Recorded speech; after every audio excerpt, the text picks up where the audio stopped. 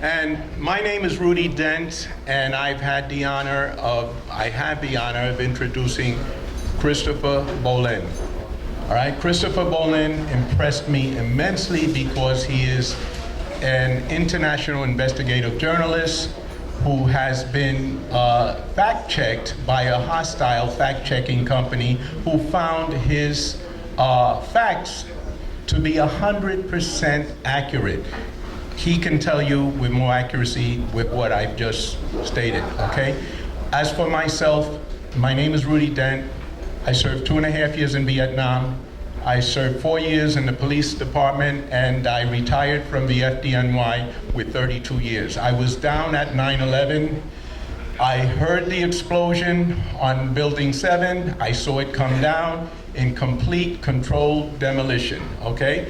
I've worked with architects and engineers, Richard Gage, and I've been affiliated with anyone who is out to bring out the truth of that false flag event that occurred on that day.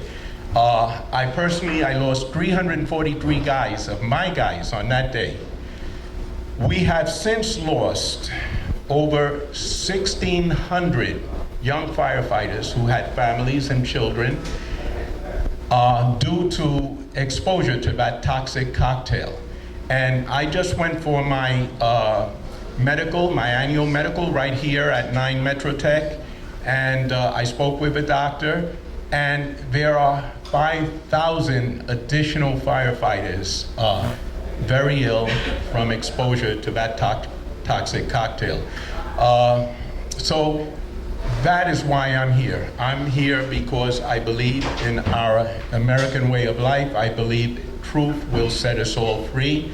I believe that those who are responsible for the false flag event that has kicked us off into everything that has unfolded since. You don't have to listen to me, just evaluate the historical facts that have following that planned false flag operation. So without further ado, Christopher Bollyn.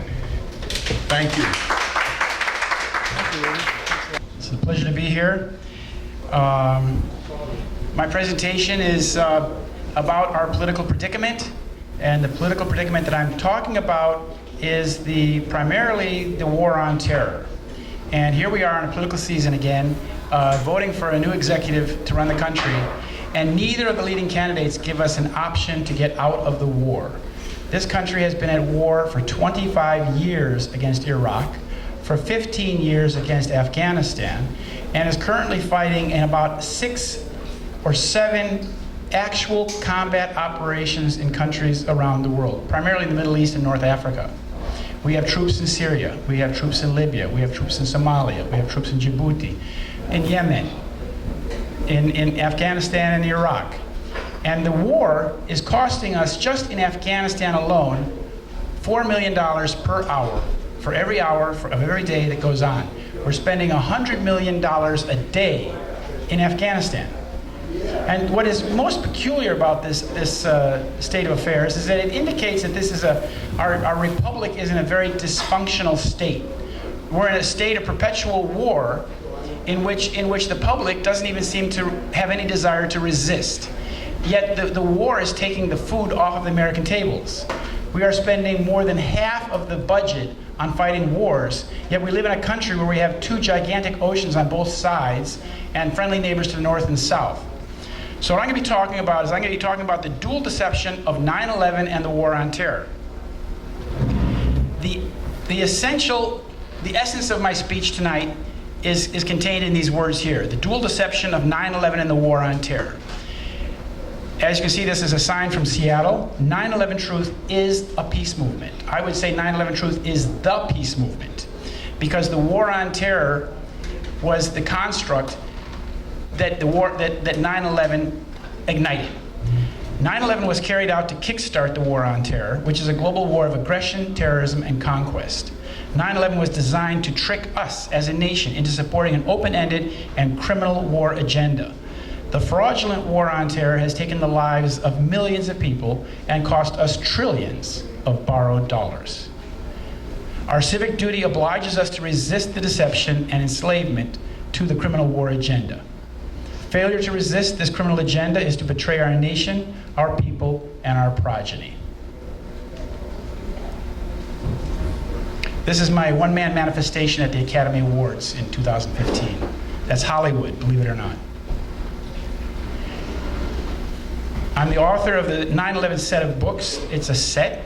The main book is this little book here called Solving 9/11, The Deception That Changed the World. And this contains my concise analysis of 9/11, its historical context, who did it, and why they did it. The material in this thesis is based on the articles that are in this book, the companion volume, Solving 9/11, the original articles. This book contains all my articles that are written about 9/11 in chronological order, from basically September 2001 through to April or May 2012. And these 135 articles in here, in chronological order, are in fact the mother lode. This is the mother lode of information to understand the thesis, the details of the thesis. And in the back of this book, there's a section called Related Articles, which delves into the subject of the tactical police operation at my home in Chicago, near Chicago, where I was attacked by undercover police and criminalized in a corrupt process in June 2007. I was attacked in August 2006. And there's one other book that I have here. I only have 2 copies of this. This is our little ABC Zoo book. This is the book that I wrote when my children were born. And this book is a very nice little book of illustrated capitals, nice watercolors, and clever rhymes.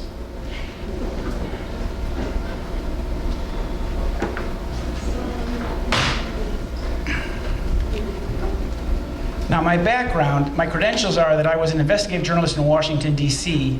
when 9/11 happened. And as it were, I was actually passing through New York City at about 2 o'clock in the morning, on the Jersey side of the river, actually, coming down from Stowe, Vermont, on my way back to Washington, D.C. And I wrote for a little weekly paper there in Washington called the American Free Press. My background was that I have a degree in history from the University of California in Santa Cruz. My specialty is the Middle East, and my emphasis was on Palestine and Israel.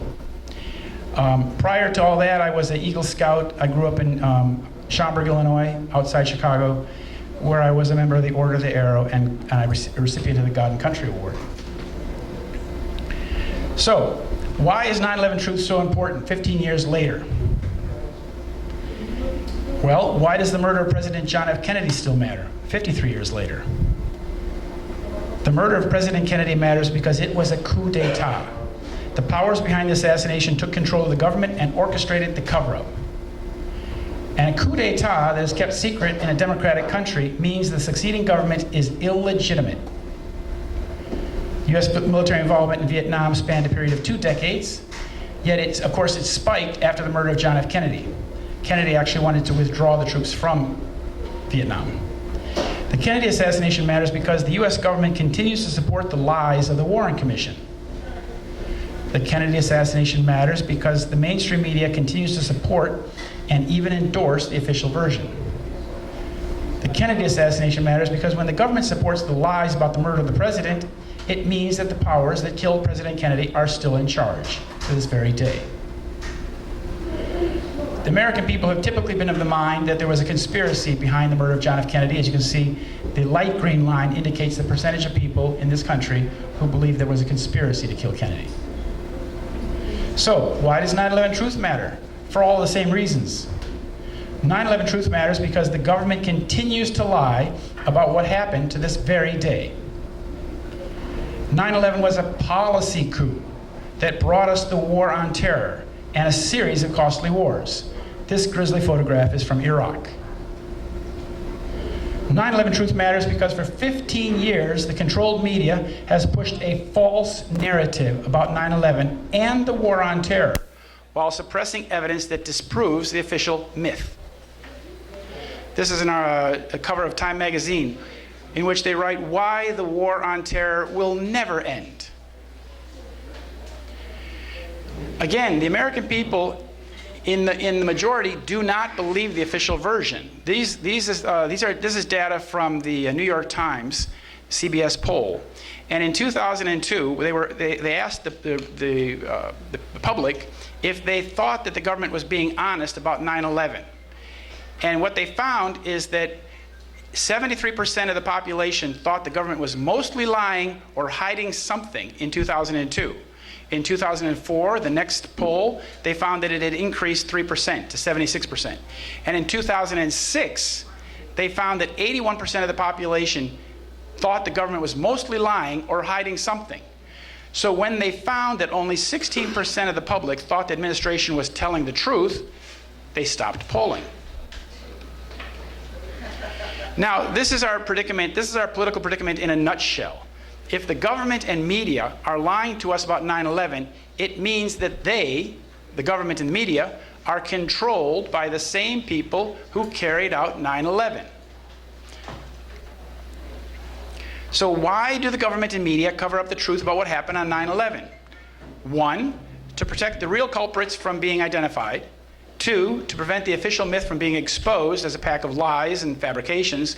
And 3, to advance the fraudulent war on terror, the Zionist war agenda being waged by the United States, which was in fact the primary reason for 9/11. 9/11 was a highly sophisticated, false flag terror atrocity designed to instill fear and rage and shock and awe in order to compel U.S. public opinion to support an Israeli Zionist war agenda known as the global war on terror. Starting the war on terror was in fact the primary reason for the false flag terror attacks of 9/11. Obviously, the fraudulent war on terror is based on the official myth of 9/11. Now, this is from a more recent aspect of the war on terror. This is a German journalist named Richard Gutjahr, who is considered by the German public to be a propagandist. But in any case, this man, Richard Gutjahr, just so happened to be present at the 2 recent terror attacks in Europe, which were about 10 days apart. He was personally there in Nice when the truck went down the promenade and ran over 80 people. Then a week or 10 days later, he was in Munich, and he was at the McDonald's area where they had this terror shooting in Munich.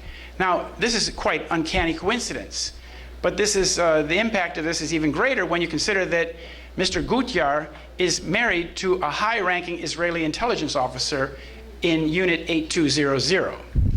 He was present at both attacks. He filmed both attacks and put those videos online as the attacks were happening in Nice and then in Munich. Oh, the distance of maybe 500 or 1,000 miles between those 2 cities. Here's the relationship. Here's Richard Gutjahr, the German journalist. He's described as a propagandist. Down below is his wife, Einat Wilf. She served as an advisor to Shimon Peres. She was also a member of parliament in Ehud Barak's political party. She is a lieutenant in the Israel Signal Intelligence Agency known as Unit 8200, which is based in the Negev Desert. It's 8200 is Israel's equivalent to the NSA. Here's the Zionist connection at the Pentagon. Here we have a picture of Israeli Chief of Staff, Shaul Mofaz, who was Chief of Staff when 9/11 happened. This photograph is taken in January 2002, roughly 3 months later. Here he's meeting with what we call the Defense Policy Board, the leaders of the Defense Policy Board. Deputy Secretary of Defense Paul Wolfowitz to his left, across the table the Comptroller of the Pentagon, Rabbi Dov Zakheim, and to his right, Douglas Feith with something in his eye. Now, these 3 men are some of the leaders of this, what's considered to be the Zionist neocon policy board at the time. These are the men who crafted the policy that the Defense Department put into effect. So what were they doing talking to Israeli Chief of Staff? They were honing their thoughts and deciding how the United States would respond. And as we know that Paul Wolfowitz and these men were urging the United States for years prior to this to go on the attack against Iraq. The war on terror began 3 weeks later. In October 7, 2001, the United States went into Afghanistan. I want to point out that the people in Afghanistan did not know why the United States was invading their country. They had no understanding that this was something to do with 9/11 because they had not been delivered that propaganda. that propaganda was mostly indulged on us.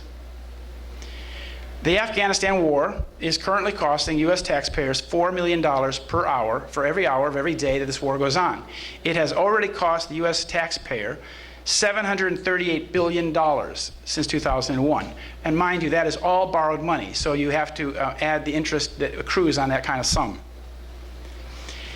This is occupied Iraq. This is a concentration camp known as Camp Bucca. It was named after a New York City fire marshal who died on 9/11. What the U.S. military strove to do was to put into the minds of the American soldiers in Iraq that they were in Iraq because of 9/11, when in fact there was no corollary. There was no relationship between Iraq and 9/11. There's no evidence that Iraq had anything to do with it in any way, shape, or form. Yet the American soldiers were misled and misinformed and thought that they were fighting this campaign against terrorism and that they were fighting the people that had carried out 9/11 in Iraq, when in fact what they were participating in was a criminal war of aggression. Now, a very interesting point about Camp Bucca is that it is considered to be the catalyst of the terror group ISIS, because the leadership of the ISIS group, which we are now fighting in Syria and Iraq, spent long periods of incarceration in this camp. Now, after 9/11, General Wesley Clark went through the Pentagon, and several years later, he talked about his what he had seen at the Pentagon in the days after 9/11. That man filming told me circumcision makes me smart outside. This man is a Nazi. He has no space in a leftist space. He has clear ties to neo-Nazis. The credentials he gave you of American free speech, please give me my property. Do not steal my phone. Do not put your hands on me. Do not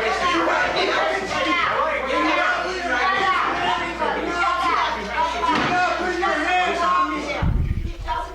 Do not put your hands on me. I am recording. That man is a Nazi. I'm not a Zionist. We'll take the wall down. Zionist fascist. Take the wall down. Put your hands off me. We're Palestinians. This is what they are. Okay. Okay. Okay. Let's take a deep breath. Take a deep breath, and just let that pass.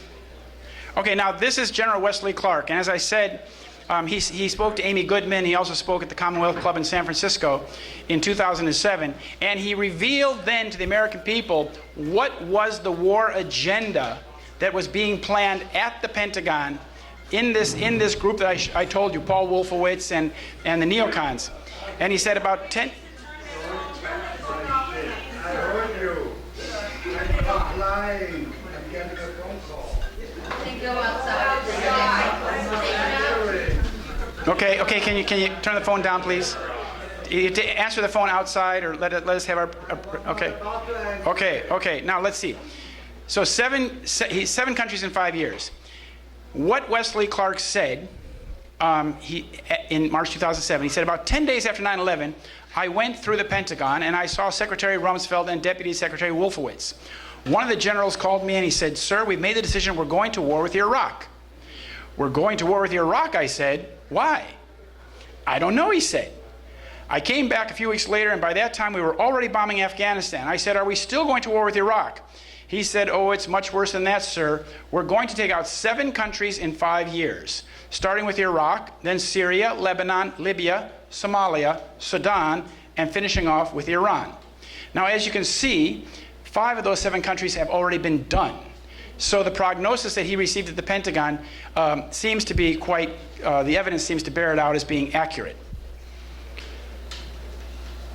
Now, what are we talking about when we talk about this war on terror? We're talking about the Balkanization of the Arabic states, the large Arabic secular states, like Iraq. And what this is that this is actually a plan of the Likud, which was articulated by Oded Yinon in 1982 in a magazine called Kivunim.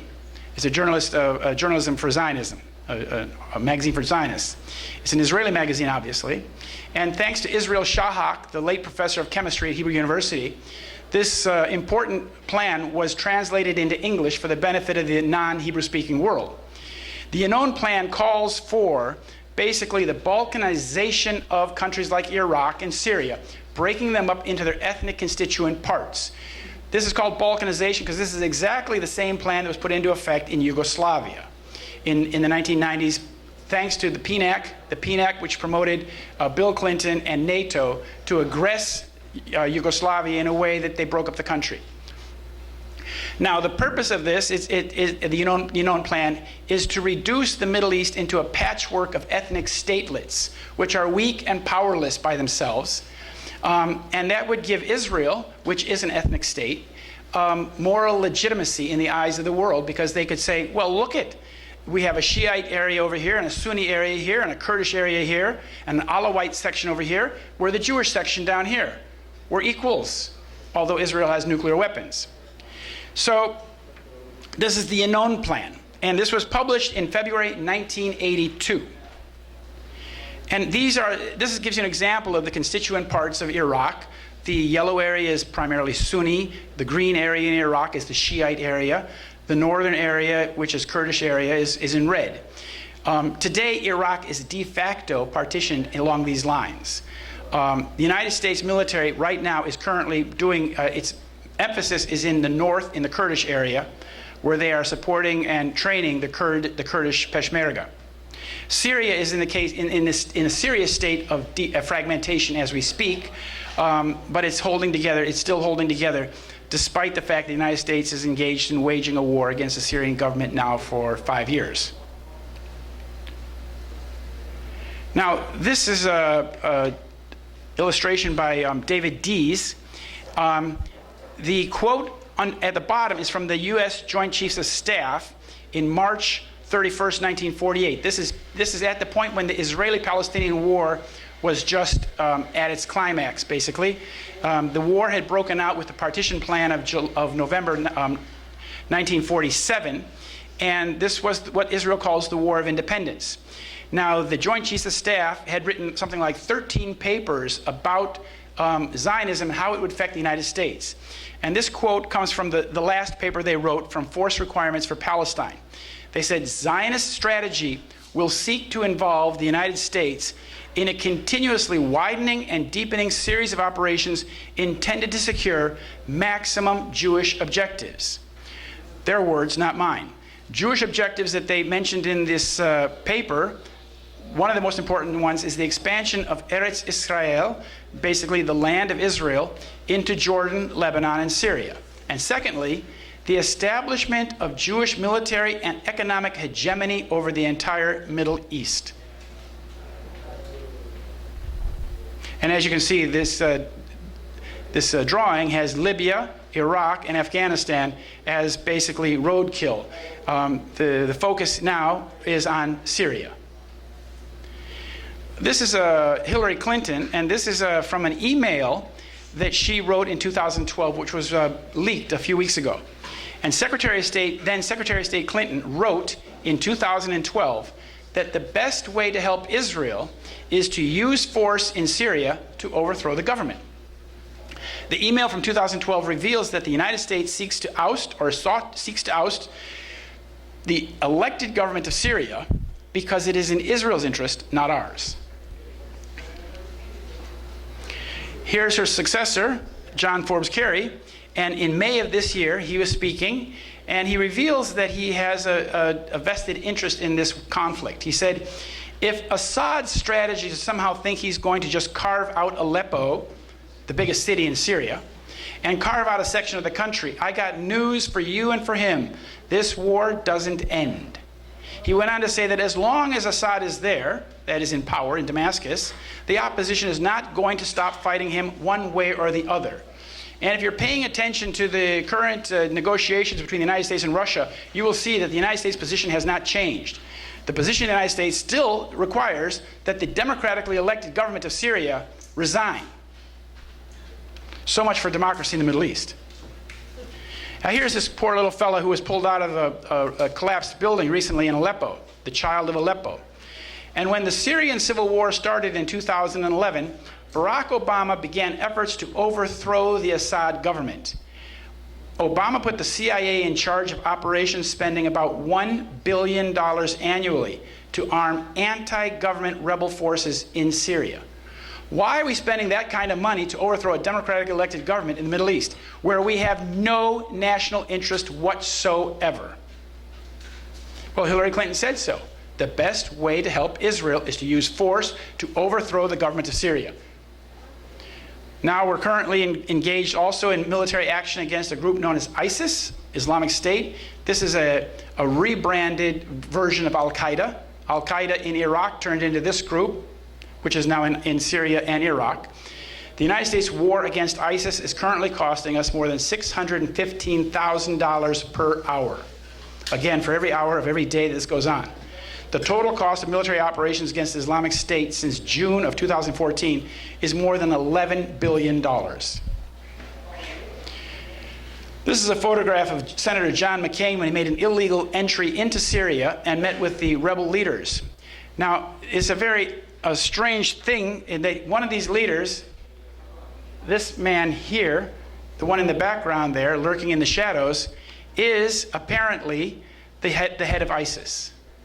His name is, one of his names is Abu Bakr al-Baghdadi, and he spent, the photograph by the CBS News here, was when he was incarcerated for 5 years in Camp Bucca. This man was identified by Thierry Masson in Damascus, a Damascus-based reporter from France, and said that this man is the same as Abu Dua there, for which the State Department has a $10 billion warrant out for his arrest. So that means that John McCain was meeting with this man who had a $10 million bounty on his head by the State Department during an illegal visit to Syria. Now, of course, I contacted John McCain's office to clarify the identity of this man, because there's one photograph where John McCain is speaking directly to this man. And I said, of course, that Thierry Masson has identified this man as being Abu Bakr al-Baghdadi. And so I ask you, who is this man? Can you identify this man? And they pretended that they didn't know who he was. So and I said, you have to understand that's quite an adequate answer. Are you telling me that John McCain goes to a foreign country illegally, meets with rebel leaders, discusses with them, and doesn't even know their name? So I have to assume that Thierry Masson is correct. The facial features and the hairline and everything else indicate that he's probably right. And the photograph in the bottom right corner is him as the head of ISIS speaking in Iraq. And here we have U.S. Special Forces operating in Syria in the Raqqa province in May of this year. So American forces are quite actively fighting, combat operations in Syria as we speak. Now, the thing is that the war on terror is a very odd thing. You have to ask, is this truly a war against terror, or is this a war of terror? Because terrorism has increased 4,500% since 9/11. Yet we've spent billions of dollars and killed more than 1 million people in our attempts to eradicate terrorism. Yet it's been extremely counterproductive. As you can see this is from 2014. At that time, people were 9 times more people were being killed in terrorist attacks than they were in year 2000. That has only increased. In 2015, more people were killed due to terrorism in Iraq and Syria and Afghanistan than ever before in their history. So, if anything, the war on terror has been extremely counterproductive. If it's truly a war against terror, that is. Now, terrorism in this country still, thank goodness, is not a major cause of death for American citizens. Yet the United States government is spending more than $400 million per year for every American victim of terrorism. That's in spite of the terrorism of 9/11 as well, in Orlando, and all the terrorist attacks that have happened in this country. So as you can see from this graph, you would have to multiply that stack of bills 1,000 times taller to give an idea of how much money is being spent for victim of terrorism, compared to these other leading causes of death like cancer, influenza, and heart disease. So you can see that there's the proportion is completely criminal. This kind of money is only being spent if it's a criminal fraud. This is not any sort of rational expenditure of taxpayers' money. Now, this is about the project for the New American Century in AIPAC. This is a quote by a man named Dr. Alan Sabrowski, who was formerly Director of Studies at the U.S. Army War College. He wrote an article in 2009 called Treason, Betrayal, and Deceit, 9/11 and Beyond. And he said that the evidential trail for 9/11 and the wars in Afghanistan and Iraq runs from PNAC, AIPAC, and their cohorts through the mostly Jewish neocons in the Bush administration and back to the Israeli government. He said, none of the denials and political machinations can alter that essential reality. Here is Benjamin Netanyahu, the leading advocate of the war on terror since 1979. And he's sitting here with a man, another Likud politician named Ehud Olmert.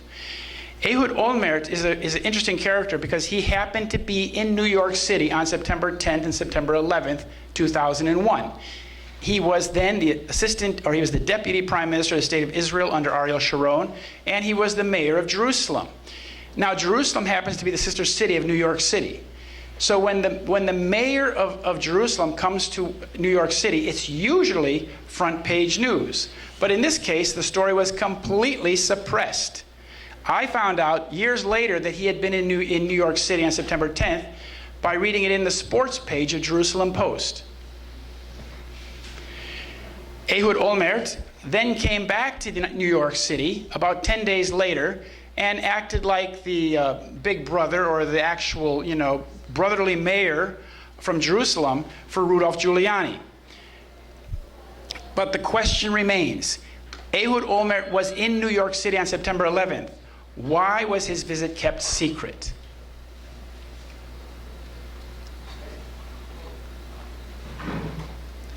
On September 11th, both buildings were struck by planes, had been struck by these planes, yet neither building had collapsed when this man, Israel's most highly decorated soldier, appeared in the London studio of the BBC World Television and gave his analysis of what had happened, what was happening. Now, I want to say this was done before either tower had even fallen. And he said, the world will never be the same from today on. He says, we know who's behind this. This is the work of Osama bin Laden. And we know where Osama bin Laden is.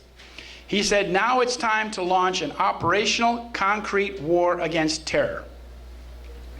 He is also, importantly, Israel's most decorated soldier. He was the chief of staff. He was Minister of Defense. He was also prime minister. And also, he was the former commander of the Sayeret Matkal, something I'll return to in a minute. Here we have the relationship between Ehud Barak and Bibi Netanyahu. The Sayeret Matkal connection. Ehud Barak was Netanyahu's commander in the Sayeret Matkal, an independent, covert commando force of Israeli military intelligence that serves directly under the chief of staff. Other members of this covert force, for example, Daniel Levin, were also involved in the events of 9/11.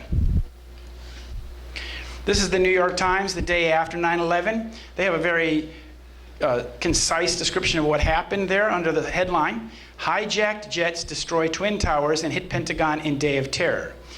By the time I finish this presentation, you'll see that headline contains three untruths. First of all, that the jets were hijacked. Secondly, that the jets destroyed the Twin Towers. And thirdly, that a jet like that hit the Pentagon. Now, what we're dealing with 9/11 is a very complex, complicated, sophisticated false flag terror attack. False flag means that the crime was carried out with the intention of the perpetrators that it be blamed on a third party who had nothing to do with it. It's meant to affect public opinion. Larry Johnson, former deputy director of counterterrorism at the State Department, said, "We don't have anything in history to compare with this. The only thing that comes close to it is a former Soviet intelligence operation." Some people will lament or say that, Mr. Bollyn, you're being unfair, criticizing Israel or blaming Israel for an attack on the United States. Israel is our special friend and ally. They would never attack the United States. I would simply advise them to read the history of the USS Liberty.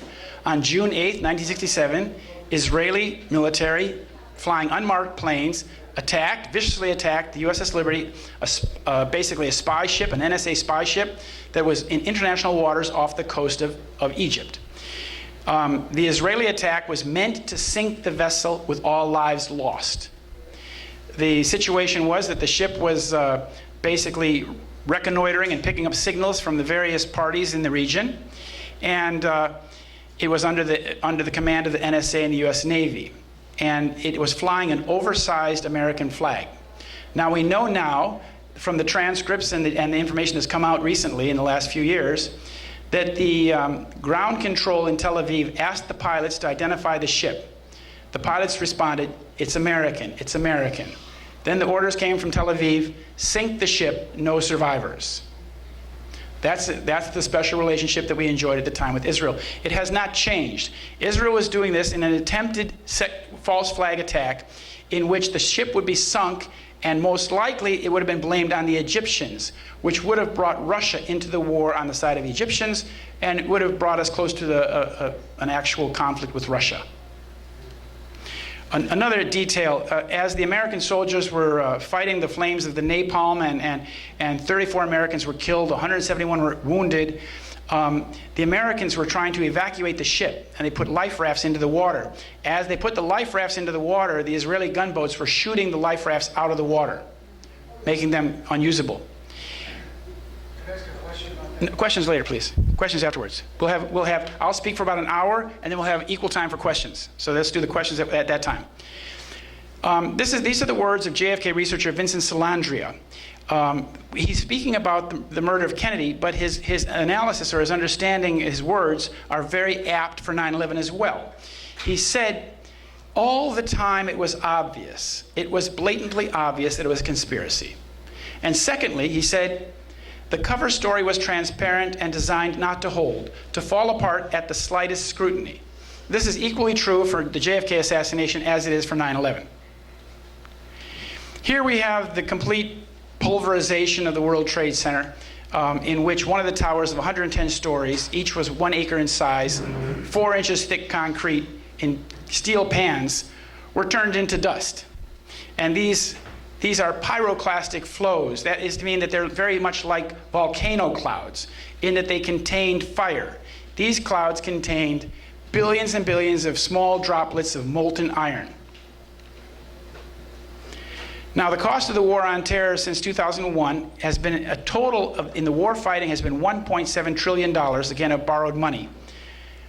And Homeland Security has cost us $6.74 million per hour for $686 billion.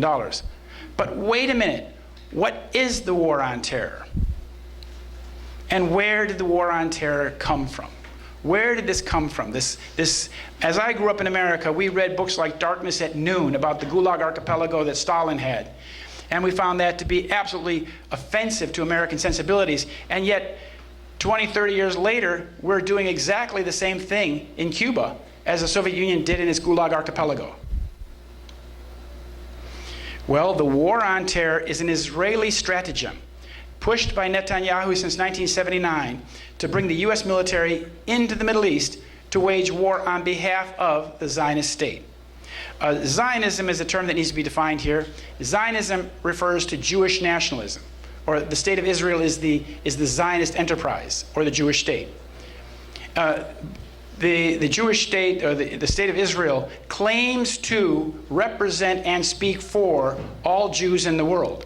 So, for example, a Jewish person from Brooklyn who's never been to Israel finds that Mr. Netanyahu claims to be speaking for him, although that person has never been to Israel.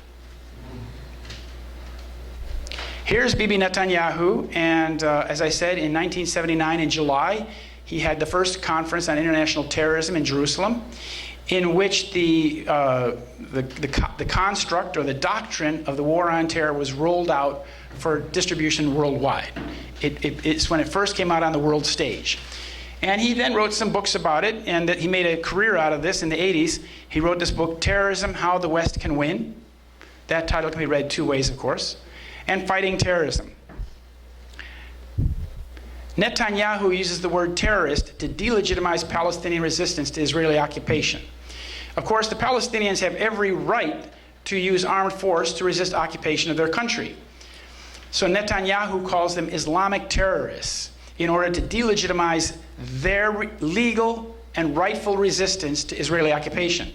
And after 9/11, the Israelis built this hideous wall around the West Bank, through Bethlehem, around Jerusalem, Qalqilia, everywhere.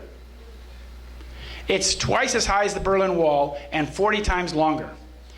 And here are some Palestinians who Netanyahu might have the gall to call terrorists, resisting the Israeli occupation of their land.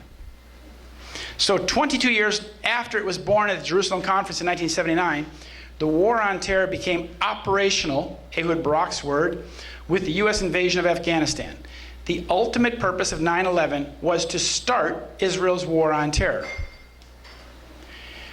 On September 11th, the New York Times interviewed Mr. Netanyahu and asked him, how will this atrocity, in which 30,000 people were thought to have died on that day, Mr. James Bennett said, Mr. Netanyahu, how will this affect Israeli-American relations?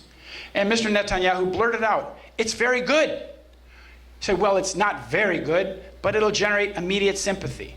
Now, who in their right mind would say that an atrocity in which 30,000 people were killed is good?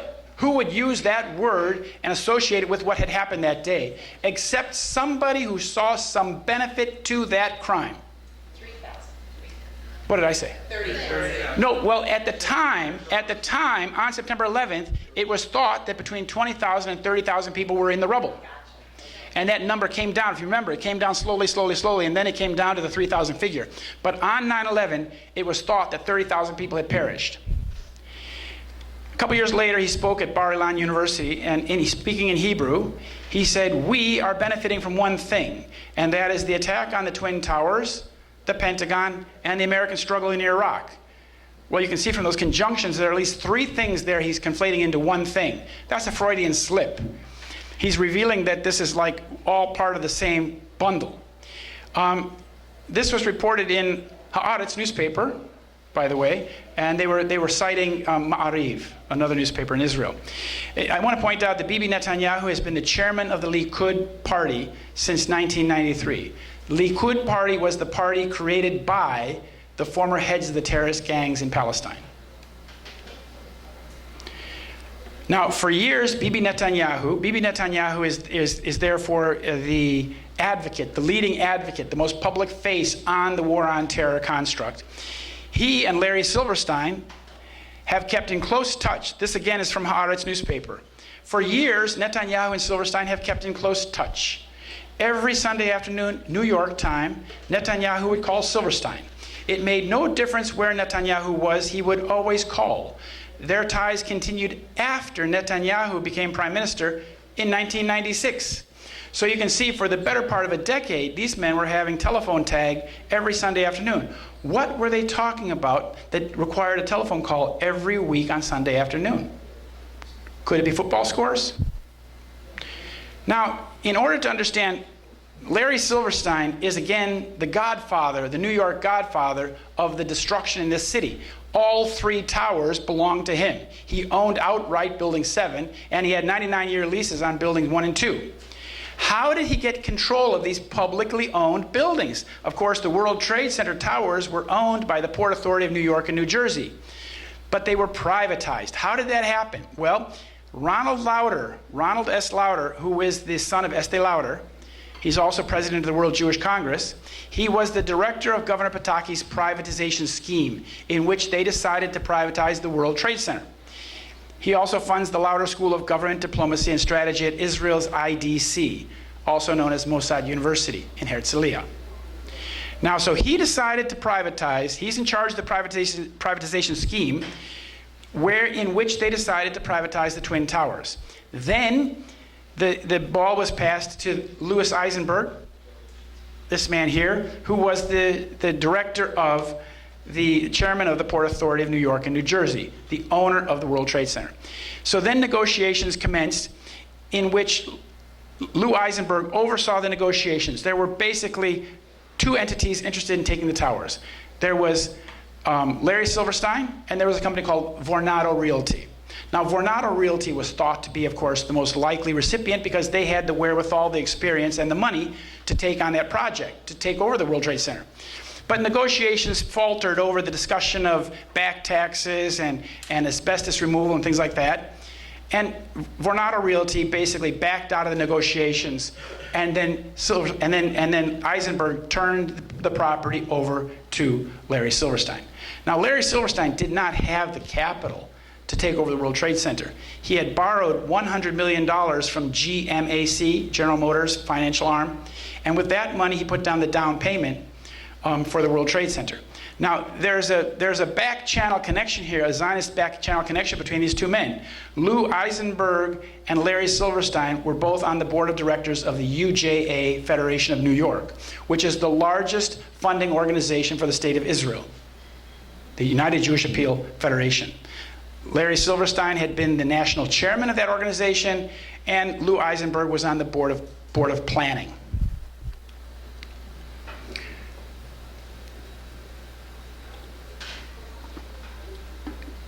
So roughly 5 weeks before the World Trade Center was destroyed, Larry Silverstein got the keys to the front door. And this is a photograph of him with his lawyer, smiling lawyer, and his wife on July 24th. And he said, "I am proud to assume the stewardship of the World Trade Center, one of New York's greatest jewels."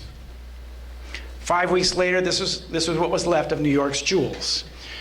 As the people who were involved in the removal of the rubble said, there was nothing left except dust and steel. Now I'm going to talk a little bit about the war on terror, the evolution of the Israeli stratagem. The story begins with this man, Menachem Begin, who was born in Russia in 1913 and immigrated to Palestine in 1942, before Israel became a state. He became the leader of the Irgun, again, before Israel became a state. This is the right-wing militia movement that was based on the teachings of Zev Vladimir Jabotinsky, the new Zionist organization. He then ordered the bombing of the King David Hotel in 1946. This was done with the assistance of the Haganah under David Ben-Gurion. In 1973, he created the Likud party with his former terrorist comrades, and he became prime minister in 1977. This is the time when I lived in Israel. He became prime minister of Israel when I lived there as a young man. And I had an Israeli girlfriend who was a secular kibbutznik from the Labor Party, of course.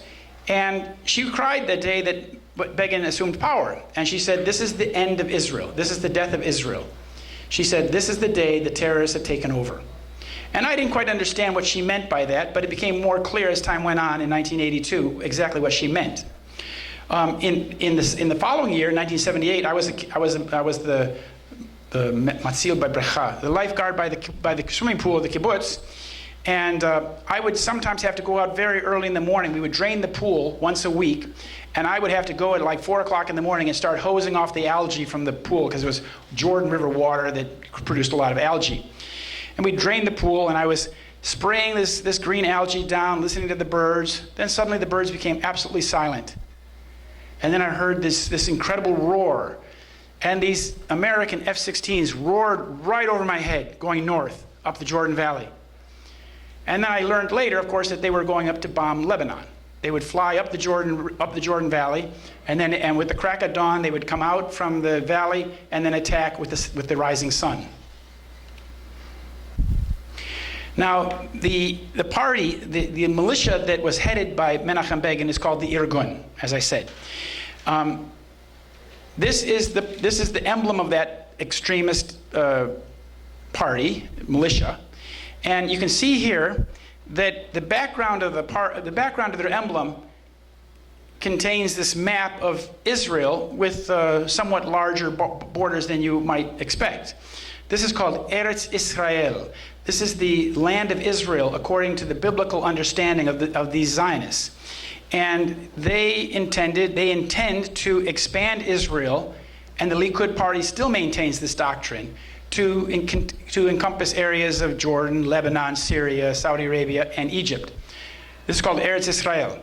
And it says there in Hebrew, Rak Kach, meaning only thus, meaning that only by the gun will we achieve this maximum territorial expansion that we seek. Now, I want to point out one thing that's interesting about this. This Irgun group is based on the Betar, the black shirts of Vladimir Jabotinsky.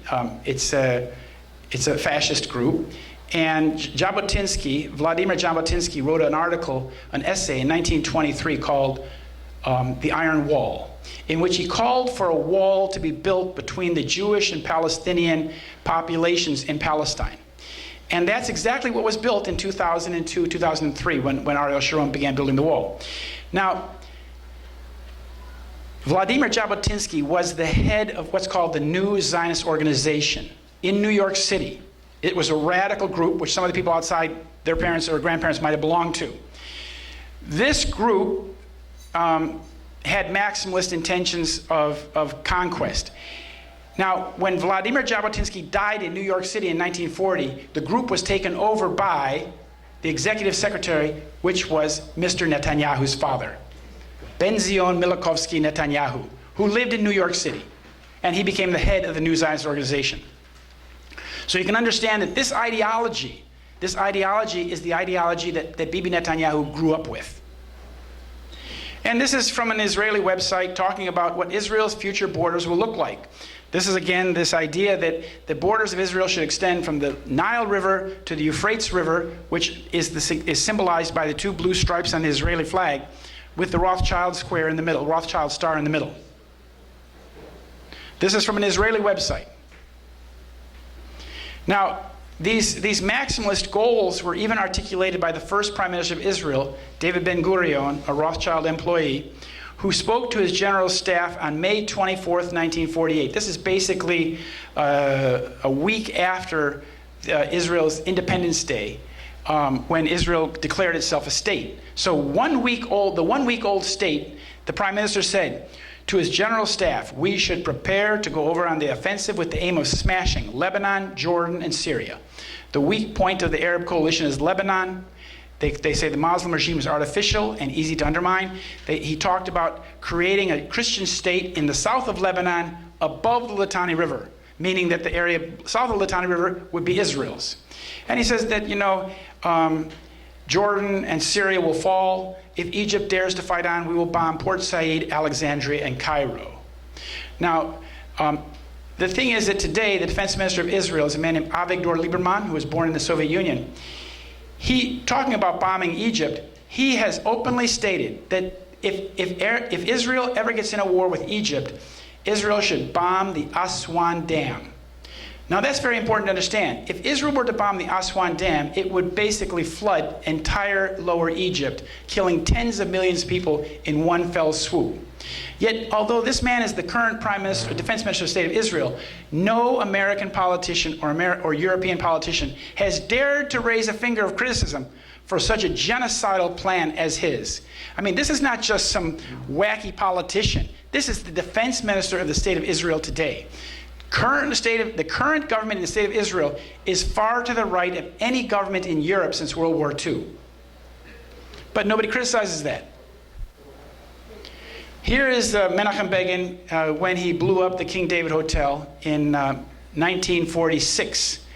I want to point out that this destruction of the British headquarters in Palestine is very, very similar to 9/11, because it was basically a crime meant to shock and awe the British government, but it was also designed to destroy evidence. The British had gone on a operation called Black Sabbath, and they had accumulated evidence across Palestine of Jewish involvement in terrorism. And what they had found is that they had found evidence that would have hanged even members of the Jewish Agency, which is the supreme body of the Zionist enterprise. So they had found that the entire Yishuv, the entire Jewish community in Palestine, was involved in terrorist activity, which would have led them to be hanged. So they had to destroy the evidence to prevent the prosecution from going forward. Again, 9/11 is very similar. We'll get to that in a minute. This is Shimon Peres, the former prime minister and president of Israel, and his motto is "Frighten the West." Now, this is a quote from Foreign Prime Minister Moshe Sharett in 1955. Israel was caught in a false flag terror attack in Egypt called the Lavon Affair in 1954, where they tried to blow up American and British libraries and cultural institutions in Egypt with the purpose that these would be blamed on Egyptians, and that the Americans and the British would turn against Nasser. The prime minister at the time was Moshe Sharett, and he didn't know about this. It was going on beneath him. And when he found out, he was very livid. And he said, Shimon Peres, who was involved in the Lavon affair, shares the same ideology as Lavon. He wants to frighten the West into supporting Israel's aims. This is exactly where we are today. We are in a situation, we're in a shadow play, where we are kept on a constant state of fear and feeling endangered in order to compel us to support the war agenda that we are currently involved in for 15 years now. That's the doctrine of the war on terror. That's how it works. It works on fear. Now, here's the father of terrorism. Menachem Begin was interviewed by a British journalist in 1974. And he said, how does it feel in the light of all that's going on to be the father of terrorism in the Middle East? And he said, in the Middle East, Begin said, in all the world. So Begin was putting on himself the mantle of being the father of terrorism in all the world. In 1977, Menachem Begin became the prime minister of the state of Israel, and the Likud party came to power. And here we see, this is when Menachem Begin became in power, he invaded this part of South Lebanon in 1978. And Israeli troops remained in this area until 2002, when they were finally pushed out by Hezbollah. Now the intention, but Begin's intention was that Israel would occupy this land and stay here, as according to the Ennen plan. This was the agenda. Here in 1977, when they came to power, this is the triumvirate. This is the troika of the Likud. Menachem Begin in the middle, Yitzhak Shamir on the right, and Ariel Sharon on the left. These men are de facto, de jure terrorists with long histories of terrorism and murder. Here's Yitzhak Shamir. He was the head of an organization called the Stern Gang, or Lehi. And he was involved, his organization is the one that killed the United Nations mediator in Palestine. This was a Swedish count, the man in the picture there, Volker Bernadotte. He was sent by the United Nations to Palestine in 1947 to try and find a solution to this partition plan that had caused the war. And one of his main parts of his solution was that he said that whatever solution we come to, we have to allow the Palestinian refugees to come back to their homes. Now that was anathema to the Zionist leadership, so that he was murdered by the Lehi gang, the Stern gang, under the leadership of Yitzhak Shamir. Now it's interesting, this was a very radical group. One of the members of this group that killed Volker Bernadotte was this man's father. This is Rahm Emanuel. Rahm Emanuel is the mayor of Chicago. He was a special advisor to Bill Clinton for 8 years. And then when Barack Obama was appointed, when Barack Obama became president, his first appointment was Rahm Emanuel. Now Sherman Skolnick in Chicago, who knows these people well, the late Sherman Skolnick always referred to Rahm Emanuel as being Mossad's man in the White House. His father was a member of the Stern gang that killed Volker Bernadotte. His father was born in Jerusalem, which means that Rahm Emanuel is de facto an Israeli citizen by virtue of his father's nationality. And he also served in the Israeli army. In 1991, he went to Israel and served in the Israeli army, although he's an American citizen. Now I'm going to talk about the ideation of 9/11. Ideation means putting an idea out into the public space, into the public mind, using pictures or moving pictures or books. And this began in 1978 with this movie by Arnon Milchan. Arnon Milchan is one of Israel's highest agents in the United States. He was involved in smuggling nuclear triggers to Israel in 1985. And here you see the movie that he made in 1978, the climactic scene, shows a Boeing 747 crashing into the Pan Am building. This movie is called The Medusa Touch. And in the same year he made the movie, you see him conversing here with Ezer Weizman, the Israeli defense minister. Arnon Milchan has a very close relationship to the highest levels of Israeli military intelligence and has had them his entire life. Here they are putting the film together, using the props to show what it would look like for a large Boeing 747 crashing into a high-rise tower. This is called ideation. They're putting out into the mind the idea that large passenger planes may be flying into high-rise buildings sometime soon.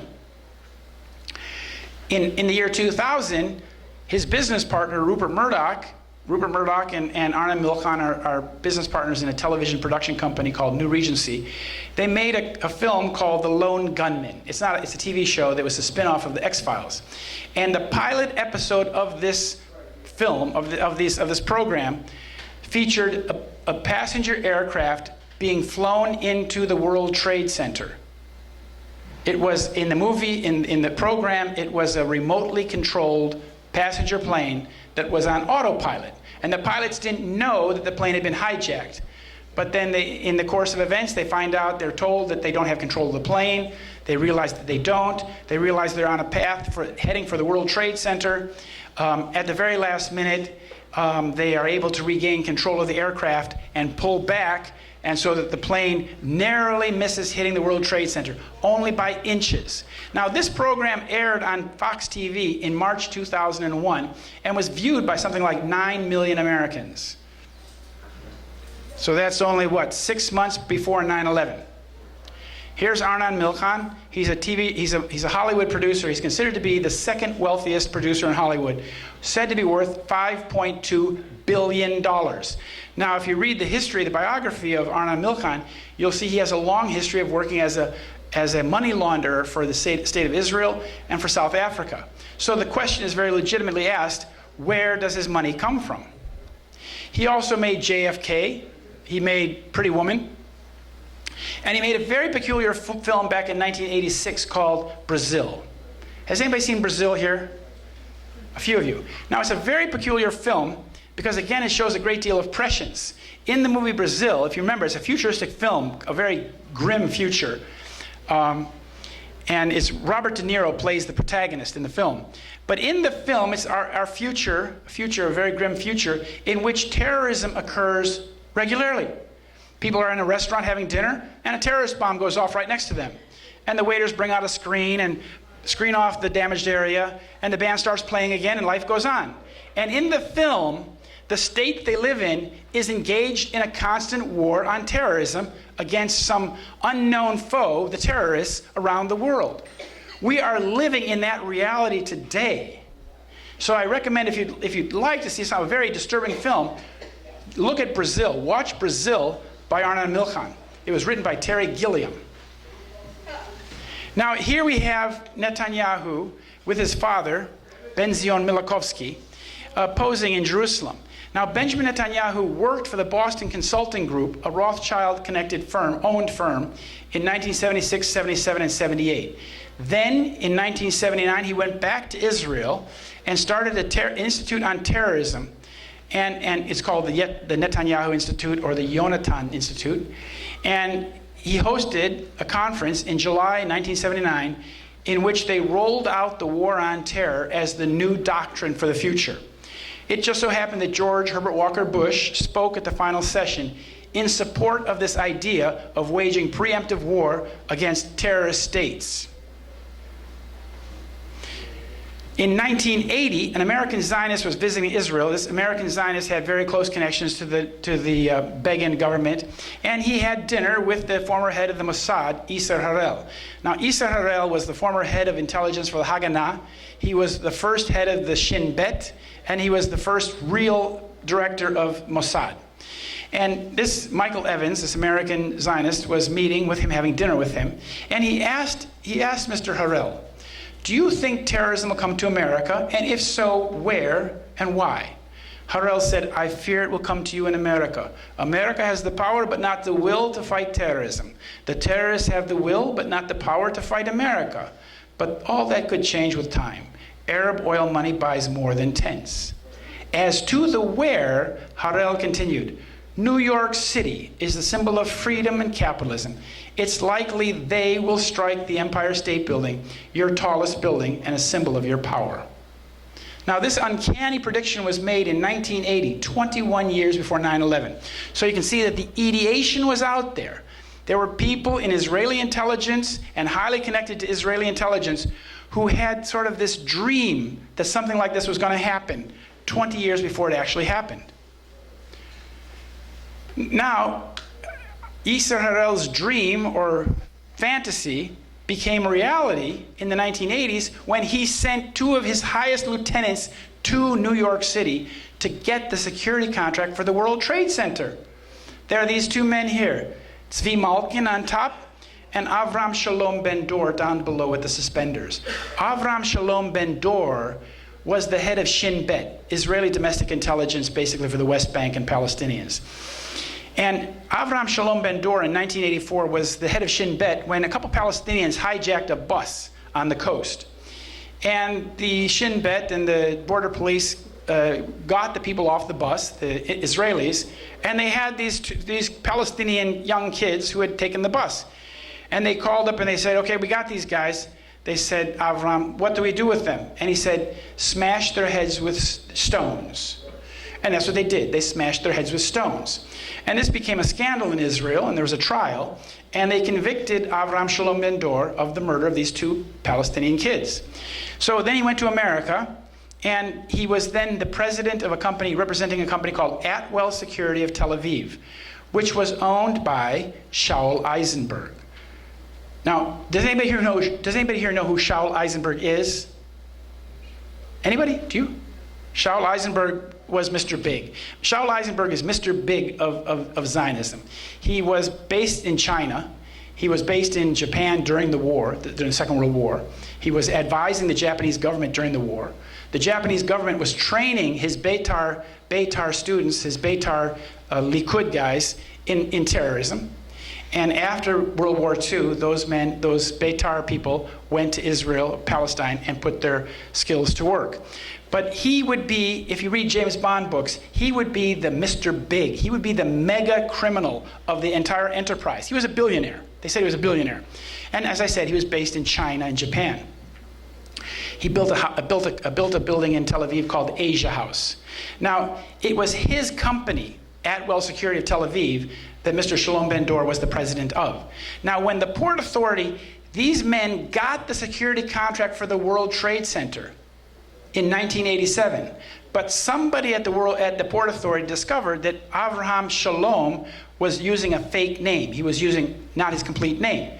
They said, this is Avraham Shalom Ben-Dor. This is the man who's convicted of murder in Israel. And they tore up the security contract that they had negotiated with these two men. Had they not done that, these men would have been in charge of security at the World Trade Center in 1987. And if 9/11 was in fact an Israeli operation, as I claim it is, then 9/11 would have happened much earlier, already in the late 80s or early 90s, because they were getting all their players in place. Now, when the contract was torn up, these men didn't turn around and go back to Israel and say, forget about it, it's all over. They went to work for some American Jews who worked in the World Trade Center. These two men, Jules Kroll on top, and his business partner, Maurice Greenberg, down below. Now, you might remember, Maurice Greenberg was the man who ran the criminal insurance company called AIG that received $180 billion of bailout in 2008, 2009.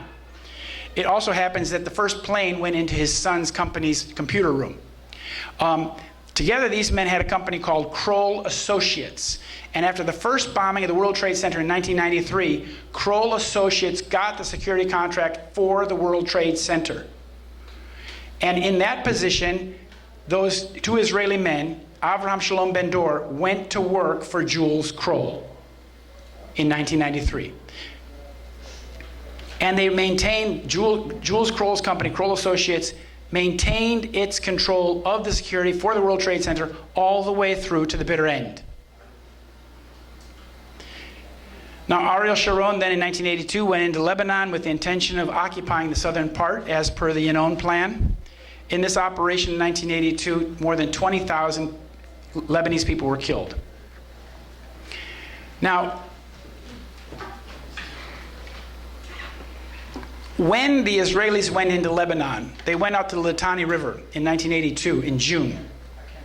There was no way that Israel could maintain itself extended so deeply into enemy territory. So they called for the United States, France, and Italy to come hold the line, send troops. And those three countries did. The United States sent troops, the French and the Italians. Scores of French people were killed in terror bombings, and 241 U.S. Marines were killed in the bombing of the U.S. barracks in Beirut in 1983. And here we see George Herbert Walker Bush surveying the carnage of that bombing. This was the first attempt that Israel made to bring the United States in to secure its hinterland. Now, when the Israelis like Netanyahu and Begin had created this construct known as the War on Terror in 1979, they created a doctrine that called for the Western countries to come to the Middle East to wage war against Islamic terrorists who were plaguing Israel. The argument goes like this. Netanyahu said that Israel is being attacked by Islamic terrorists only because it is a Western country with Western values. And he said the real target is not Israel, but the West. Therefore, the West should be obliged to send troops to the Middle East to wage war against these entities that were plaguing Israel and the nations that hosted them. Now, in such a construct, you have the ideology, but you need to have a target. You need to have a boogeyman. You have to have a bad guy. And they needed to create this bad guy because the bad guy didn't exist. So when the Red Army, when the Soviet Union invaded Afghanistan the following year in 1979, they had the perfect opportunity to create that anti-Western foe. It began like this. In 1983, the CIA began funding the Mujahideen in Pakistan, who were basically Afghan refugees, who were trying to drive the Red Army from their country. And here they are meeting with President Reagan in the Oval Office. Now, in this operation, the CIA began arming these Afghan Mujahideen. The allies of the CIA were Israel, Saudi Arabia, and Pakistan. Very much like, minus Pakistan, the same allies that are working today in Syria. They're doing very similar to the same thing.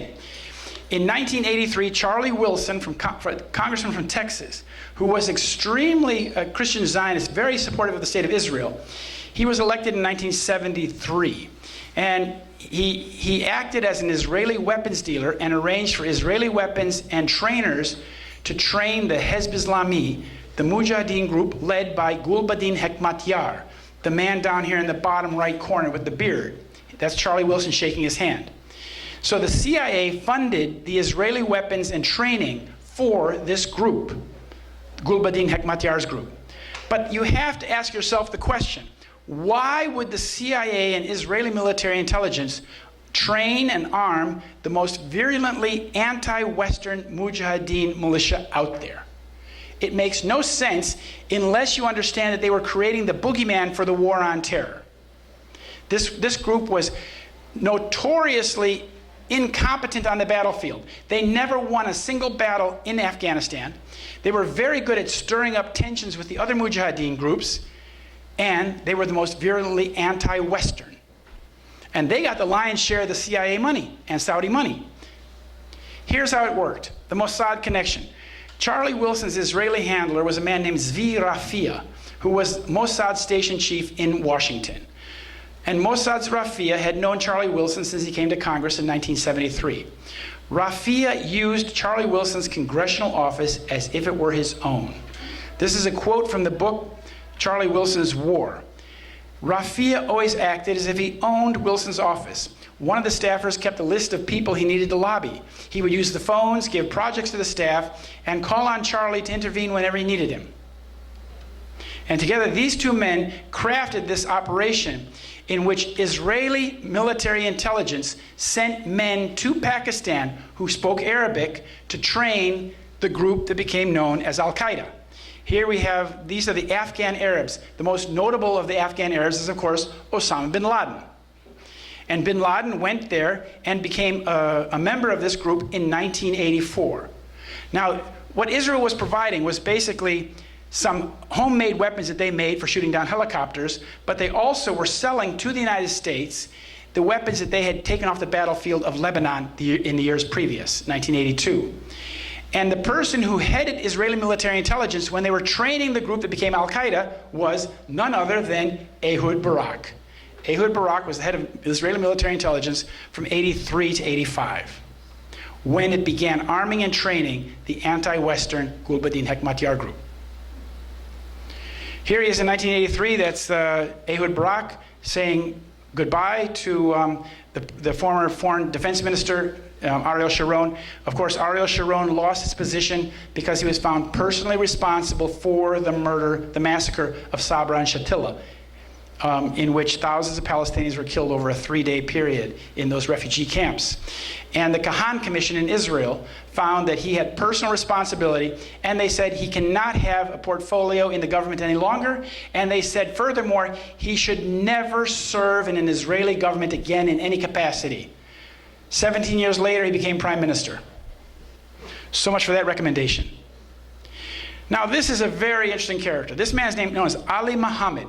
He's supposedly an Egyptian military man who was trained very much in this country at places like Fort Bragg and Fort Huachuca down in Arizona at military intelligence. He's a Hebrew-speaking double agent. Now, I would submit to you that he didn't learn Hebrew in Egypt. And he was bin Laden's first trainer. So he was the person who was training Osama bin Laden at the time when Israeli military intelligence was in charge of training this group. So I submit to you that he's probably working for the Mossad at that point, or Israeli military intelligence. He trained Osama bin Laden. He's known as bin Laden's first trainer. He also trained Ayman al-Zawahiri, and he created the cell in Nairobi that was responsible for the bombing of the U.S. embassies in Africa. Now that's interesting because that's how the U.S. government held him responsible. They finally caught him, and they put him on trial in a federal court, and he was sentenced to like life in prison in a federal penitentiary, from which he promptly disappeared without a trace. He disappeared, his body physically disappeared from U.S. federal penitentiary, never to be seen again. How did that happen? And he trained these men. These are exactly the men he trained. And this group, which was the Hekmatyar faction, and these were known as the Afghan Arabs, these men were eventually ditched by the Saudis after they supported Saddam Hussein in 1991, and the Pakistanis gave up on them. And so then the remainder of this group then merged into and became Al-Qaeda and Taliban. So you see that the Israelis created the cadre that became Al-Qaeda. And when you're training and arming this group using Israel, you see, of course, has many Arabic-speaking people who are immigrants from Iraq or Egypt. So they speak the dialect, they play the role, they can appear to be Egyptian or Iraqi or Moroccan, whatever. So they were perfectly suited to be the trainers of these Afghan Arabs, like Ali Muhammad. Another form of ideation is this intellectual ideation of 9/11 that went on in this country. This is from Foreign Affairs magazine, December 1998. This is the report of a group headed by John Deutsch and Ashton Carter, but the fellow who ran the catastrophic terrorism study group was Philip Zelikow. Philip Zelikow is the person who then wrote the 9/11 Commission report. And in 1998, he headed this study group, and they presented their report in this magazine called Foreign Affairs, a CFR magazine, in which you can see they were imagining the transforming event.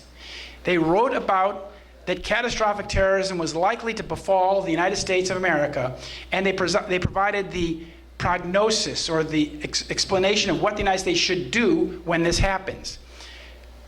And as they say in the bottom paragraph, catastrophic terrorism has moved from a far-fetched horror to a contingency that could happen next month. In this case, it happened about 20 months later. Here are the two of the authors of that report, Ashton Carter on the top left, and John Deutsch, former head of the CIA. Now, Ashton Carter and John Deutsch, at the time they wrote that document, were senior partners of a company called Global Technology Partners, LLC, which is an exclusive affiliate of Rothschild North America. If you look at Ashton Carter is today our defense minister, our Secretary of Defense. And it's important to understand that his entire career, heretofore, has been spent as a hired hand or a hired mind working for the Rothschilds. So today we have a defense minister, a Secretary of Defense, who has spent his entire career working for the Rothschild family. Another group that was involved in the ideation and the prognosis for 9/11 was the Kagan family, or I would say Kagan family. the Kagan family, they're the authors and the founders of something called the Project for the New American Century. And the Kagan family is down there on the bottom. Donald Kagan, Victoria Newland, that's Mrs. Robert Kagan, and Fred Kagan. Those are the sons. And this organization, PNAC, was the organization that called for the United States to aggress Yugoslavia in 1995. Then they called for Clinton to attack Iraq during the Clinton administration. Then they called, in the year 2000, they put together a paper called Rebuilding America's Defenses, in which they specifically call for the United States to invade and occupy Iraq, in which they say that the presence of Saddam Hussein on the throne is not relevant, that the United States should invade Iraq because it's in our national interest, or in the national interest of this ideology that they called for. It's necessary for the United States to invade Iraq and occupy it. And they wrote in this document, they said the process of transformation. Now mind you, this is 1 year before 9/11. They said the process of transformation, even if it brings revolutionary change, is likely to be a long one, absent some catastrophic and catalyzing event like a new Pearl Harbor. And the photographs of the men on top are basically the people who signed, the men who signed on to this paper. And 9/11 was, of course, that new Pearl Harbor that ignited the war on terror. So that, as I pointed out to you now, the entire construct had been developed and discussed in this country and in Israel, and all they were waiting for was the spark that would ignite it and make it operational. The intellectual framework had already been constructed 20 years ago, 20 years before. And as we see, when it began, when 9/11 happened, the Israelis were quick on the mark and calling for it's now time to launch an operational concrete war against terror. And that very short analysis provided by this man, Ehud Barak, the Israeli chief of staff, became the official narrative of 9/11 and has never changed since then. George Bush, reading from the Zionist script on 9/11, said that our way of life and our very freedom was under attack. He said America was targeted for attack because we're the brightest beacon for freedom and opportunity in the world. Obviously, the terrorists have never heard of Switzerland, which is a whole lot closer than America. And a few days later, George Bush declared the war on terror on September 20th, 2001, when he said, every nation and every region now has a decision to make. Either you're with us or you're with the terrorists. So the latest phase on the war on terror is now this group, Islamic State, which is a rebranding or a remorphing of ISIS. ISIS became Islamic State in Iraq, became Islamic State. In 2014, Sept intelligence group, an Israeli intelligence outfit, released an ISIS video, a beheading video, to its subscribers before ISIS had even released the video. This is the relationship. This woman, her name is Rita Katz. She has a little website, a little organization, a one-woman organization called Sept, and she's based in Bethesda, Maryland. And what she does is she provides to the media and to the United States military, she provides the information, the analysis, and the videos that come from this terror group. So evidently the terror group in Iraq, which is competent and capable to making these incredible videos, but they lack the ability to communicate directly to the media. They communicate solely through this woman here, Rita Katz, an Israeli agent in Maryland. And when she released that video beforehand, she clarified it on CNN. She said, within a short time after our release, ISIS account on social media indicated that within a short time, they would be releasing the video. Only we actually had the video beforehand and were able to beat them with the release. Now you have to ask yourself, how does this little Israeli website in Bethesda, Maryland have a copy of the video before the group that committed the crime has actually released the video? If nothing else, this shows that there's a very close relationship between Israeli intelligence and ISIS. And I would also point out one thing, that the English acronym for Israeli intelligence has always been ISIS. It stands for Israeli Secret Intelligence Services. Now here we have Sept. It stands for Search for International Terrorist Entities. This is one of their released videos that they released. And you see they put their logo at the top of the broadcast, so you know who's providing it. Now, Sept provides intelligence about terrorist groups to a wide range of paying clients, including military and intelligence agencies from the United States. So the United States is given its intelligence on these groups from the Israelis themselves. Here's one of the recent ones. Again, the Sept logo. This is when this al-Adnani was reportedly killed in Syria. And they have this quotation from Adnani. Sept provides it. He said, "We will strike you in your homeland," Adnani warned, calling on Muslims to kill Europeans, especially the spiteful and filthy French. "Smash his head with a rock, or slaughter him with a knife, or run him over with your car," he said, according to Sept Intelligence Group. And here's another one of their products. This is a clearly fraudulent video that is meant to portray Osama bin Laden, confessing something or saying something about 9/11. But this man is not Osama bin Laden. Sept released a fraudulent al-Qaeda video in September 2007 in which a dark-bearded bin Laden urged Americans to convert to Islam and predicted failure for the Bush administration in Iraq and Afghanistan. The video aired on hundreds of Western news websites a full day before it was released by al-Qaeda.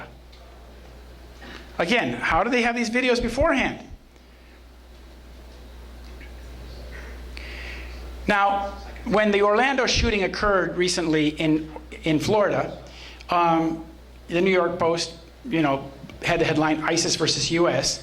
A couple days afterwards, Bibi Netanyahu produced a video in which he sat down in his office and analyzed what had happened in Orlando for us. He said, now if you listen to his rhetoric, and you'll see that, again, he's tying Israel and the West together in a knot. He said, this week's shooting wasn't merely an attack on the LGBT community. It was an attack on all of us, on our common values of freedom, diversity, and choice. He said, radical Islamist terror makes no distinction between shades of infidel. This week it was gays in Orlando. A few days before it was Jews in Tel Aviv. All of us are targets, and working together we will defeat them even faster. Here, the war on terror has cost us $1.7 trillion since 9/11. Borrowed money, all of it. The 9/11 cover-up is an essential part of the deception that has enabled the culprits to dupe the American public, to deceive us into supporting the global war on terror, the real goal of the 9/11 terror atrocity. As Richard Nixon said, it's not the crime that gets you, it's the cover-up. And this is because in a cover-up, the people doing the covering up are exposed. They have identities, they have positions, and you can see who's covering up a crime. You can't hide that. There are three crucial control elements of a false flag cover-up. You have to control the investigation and access to the evidence.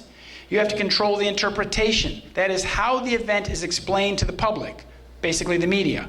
And thirdly, you have to control the litigation in order to prevent any legal discovery from coming out in a court of law. Now briefly, the controlled investigation of 9/11, or more to the point, the non-investigation. People don't understand that 9/11 was never investigated as a crime. 3,000 people were killed in broad daylight, and there was no criminal investigation. The way that they framed it, unbeknownst to us, is that they said that since the Pentagon was attacked, that's a military fortress, therefore it's an act of war. And claiming that it's an act of war, they then declared war against the entities that they surmised were behind it, or who they were led to believe were behind it. Okay, now the people who should have investigated the 9/11 crime are these two men here. Attorney General John Ashcroft and his assistant Michael Chertoff, an Israeli dual national. Michael Chertoff's mother was one of the first Mossad agents. Her name was Levia Eisen. She lived in Elizabeth, New Jersey. She was involved in Operation Magic Carpet when Israel brought thousands of Yemenite Jews out of Yemen into Israel in a top secret operation. She was involved in that. Now, these men should have investigated 9/11, but they didn't, as I said, because they considered it an act of war. What they then oversaw was the criminal destruction of evidence. They took the evidence from the World Trade Center, the steel, and cut it into small pieces, sent it to junkyards in New Jersey, 2 junkyards, that cut the steel into small pieces 5 feet and shorter, mixed it with other scrap, and sent it to Asia for melting down. There was no investigation. Now, This is the Department of Justice. The investigative agency for the Department of Justice is, of course, the FBI. And Michael Chertoff was the head of the criminal division of the Department of Justice. And the FBI was serving directly under him. So he is the one who would have ordered and authorized the destruction of evidence. I spoke to him about this by email. Afterwards, he spent a short stint as a federal judge, and then he was made Secretary of Homeland Security in March 2005. In this position, as the head of Homeland Security, he maintained his iron-tight support or control of the investigation. He oversaw the destruction of evidence and the non-release. You could not get access to any evidence from 9/11. Whenever I would call and ask questions about 9/11, they would always say, this information or this evidence is under secrecy until the court processes are finished. There were no court processes. There was no litigation. There never was any. There was no investigation. There was no trial. Now, because the American people, and especially the relatives here in New York and New Jersey, were demanding an investigation. They were demanding an investigation.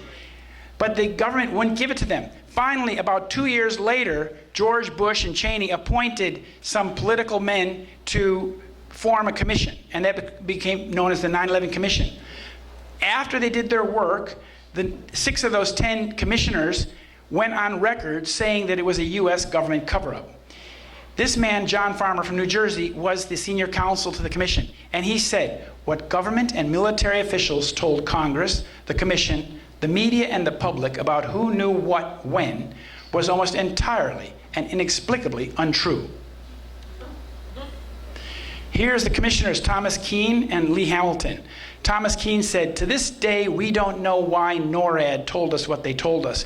It was just so far from the truth. NORAD being the entity, North American Air Defense System, which is a Canadian-American joint enterprise, which failed completely to intercept the planes on 9/11. This is the man who wrote the 9/11 Commission report. He is the executive director of the commission. His name is Philip Zelikow. He was executive director of the commission report, The Official Myth. As the man who wrote it said, it's a myth. In March of 2003, Zelikow completed the outline of the 9/11 Commission report before his staff even began working.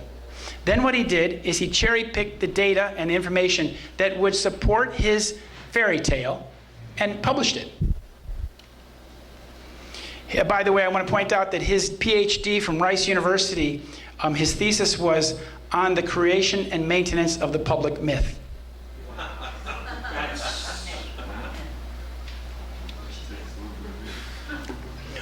Another person who was involved in the cover-up at a lower level was this man, Gene Corley. He's a concrete specialist, he's passed away now, from Skokie, Illinois, which is close to where I grew up. And he oversaw what's called the FEMA report, the Building Performance Assessment Report. Now, this report is a document of a very long document, actually, that analyzed the performance of the building up until the point of collapse. So from the time the planes struck the building until the point of collapse, that's as far as they went. That was their constraints. And I called him up when he started the study, and I said, Mr. Corley, are you looking at the steel for evidence of explosions and explosives? And he said, I'm sorry, but I don't know anything about that. He said, I'm not a metallurgist. So the question is, why was he put in charge of an investigation of the 2 largest steel frame buildings in the world if he knows nothing about metal? Well, probably for the same reason he was put in charge of the Waco investigation and Oklahoma City. Because he's very good at producing a document that basically supports the government version. Then another agency, NIST, part of the Department of Commerce, did a white paper on the collapse of the World Trade Center. So they picked up and they did this study to analyze what happened when the buildings actually collapsed. We're talking about North Tower and South Tower. It did not even look at Building 7. No. This report was headed, NIST was headed at the time by this man here, William Jeffrey, formerly Jaffe. He was the director of NIST when it issued its cover-up of what happened when the towers were demolished. NIST, however, failed to examine the steel or dust for evidence of explosives. It also ignored the presence of molten metal in the rubble of the World Trade Center. This man, Mr. Jeffrey, had a long history prior to this of developing very advanced weapon systems for the United States. He worked, for example, for DARPA and the TTO, Tactical Technology Office. He knew all about UAVs. He knew all about super thermite, but he didn't find any on 9/11. Here, later, he became the CEO for a company called, well, an agency called SRI International in Menlo Park, California. SRI stands for Stanford Research Institute International. It's a nonprofit R&D organization that produces novel energetic materials like that found in the dust of the World Trade Center. They develop these things for the military, excuse me. The lab for nanocomposite materials at SRI is managed by an Israeli who has been with SRI since 1984, the man on the right here. His name is Yigal Dov Blum. He's the director and project manager of their technology laboratory where energetic nanocomposite materials are developed. Another person who was involved in the suppression of evidence is your good friend, Mayor Michael Bloomberg, who, as you know, served unprecedented 3 terms as mayor, 12 years. Now, his main purpose in that office was to suppress testimony from firefighters, policemen, first responders, and the public who saw or knew something or experienced something on 9/11. Now, as Rudy said, 1,600 firefighters and first responders have perished as a result of exposure to the smoke on 9/11.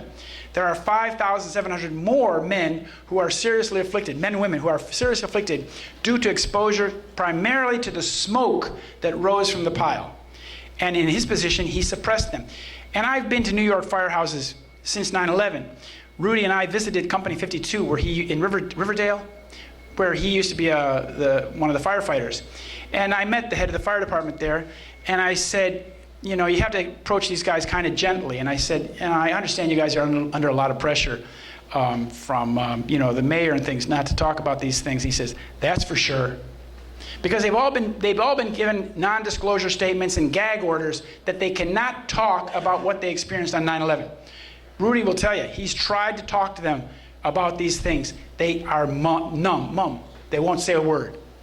Here is Mr. Bloomberg at Christmas 2008. Remember what happened at Christmas 2008, anybody? Operation Cast Lead. Does that ring any bells? This was an Israeli aggression against Gaza. It was based on the Palestinians had launched rockets from Gaza into Sderot and whatnot. And Ehud Barak here was defense minister. He launched a massive campaign called Operation Cast Lead against the basically defenseless population of Gaza. But they weren't just casting lead, they were also casting white phosphorus. If you watch this on CNN, you will remember seeing these artillery shells over Gaza exploding, dropping white phosphorus on the population. Now, white phosphorus is a banned weapon because when white phosphorus makes contact with the human skin, it simply burns right through the human body until it comes out the other side. Nothing will extinguish that burning phosphorus. Water, nothing. And this is, when we saw these shells going off over Gaza, we knew that they were using white phosphorus. It looks like jellyfish. It resembles a jellyfish. And here he is close with Mr. Netanyahu. Mr. Netanyahu and Mr. Bloomberg are very close friends. Here is Mr. Bloomberg showing Bibi Netanyahu and his wife around the memorial at Ground Zero.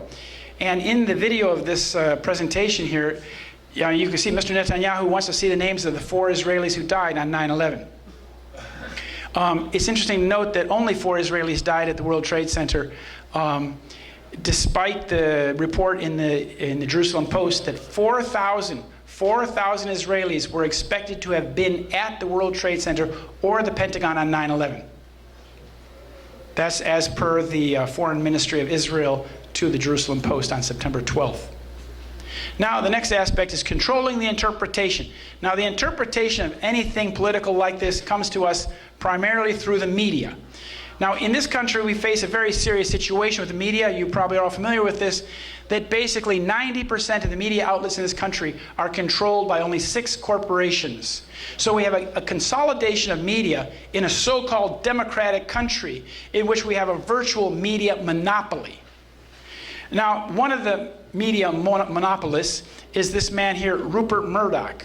And media moguls like Mr. Murdoch have aggressively pushed the 9/11 myth and the war on terror. And they are, in fact, complicit in a criminal fraud with the terrorists who bombed the World Trade Center. Banksters like the Rothschilds create media moguls like Mr. Murdoch in order to control public opinion. Now, the Rothschilds own the oil company in Iraq, Kurdistan, the northern part of Kurdistan. Since 2002, the Rothschilds have owned that oil company. So they obviously see that Kurdistan is not going to be part of Iraq for very long. And an oil company on the Israeli-occupied Golan Heights with Rupert Murdoch. And when Mr. Murdoch was a young media mogul in Australia, he was financed by the Rothschild Bank. And then he came to the United States. I happened to have the fortune to have skied with him one day in Aspen, Colorado. And I talked to him. And at that time, he had come to this country and began buying up media properties across the country as if they were like the leaves of fall, left and right. And by 2003, he owned 160 newspapers in this country and England. And what was incredible, as the United States prepared to launch a war of aggression against Iraq, every single one of his editors in every one of those papers agreed with him wholeheartedly on the urgent need to invade Iraq. Now, as we now know from the Chilcot report in Britain, the war in Iraq was in fact a war of aggression. And Tony Blair, as you can see, is extremely distraught at the prospect that he will be held in a war crimes trial in England. They have set the stage in England with the Chilcot inquiry for a war crimes tribunal to take effect. Are we going to get a chance to ask questions? Yes, the questions come afterwards. The questions, you would speak for an hour? the questions will be after this. The presentation will be over soon, and then we'll have questions, okay? This is the New York Times, a very interesting editorial from September 11th, 2004, 3 years after. The New York Times editorial, written by the editors of the paper, said, "In the 3 years since 9/11, we've begun to understand that it's possible to know what happened without knowing what happened." A complete Orwellian statement there. They went on to say that some of what we need to know publicly has been provided in the report of the 9/11 Commission. Other answers are lacking, and they leave it at that. You should note that the media in this country has never embraced 9/11 truth in any way, shape, or form other than to call us conspiracy theorists. One of the questions that was lacking, of course, was what happened to this building. This was Larry Silverstein's building, a 47-story tower, WTC-7, which fell directly into its footprint at free fall speed at 5:23 in the afternoon of 9/11. Now, this building only had sporadic fires in it, yet it collapsed completely into its footprint at free fall speed. This building was completely ignored by the 9/11 Commission. Now, finally, the legacy of 9/11 was built by this man. The World Trade Center Memorial on Ground Zero was designed by the Israeli Michael Arad. You might remember the name. Michael Arad is the son of Moshe Arad, the former Israeli ambassador to the United States. So as you can see, the Israelis have had a part in every aspect of the interpretation, the cover-up, and the legacy of the 9/11 saga. If you don't believe the official account of the 9/11, you're actually in the majority in this country, because 60% of the American people do not believe the government has been honest or truthful about 9/11. Only 40%, by the most conservative amount, believe the official account. Control of the 9/11 litigation. This is the third aspect.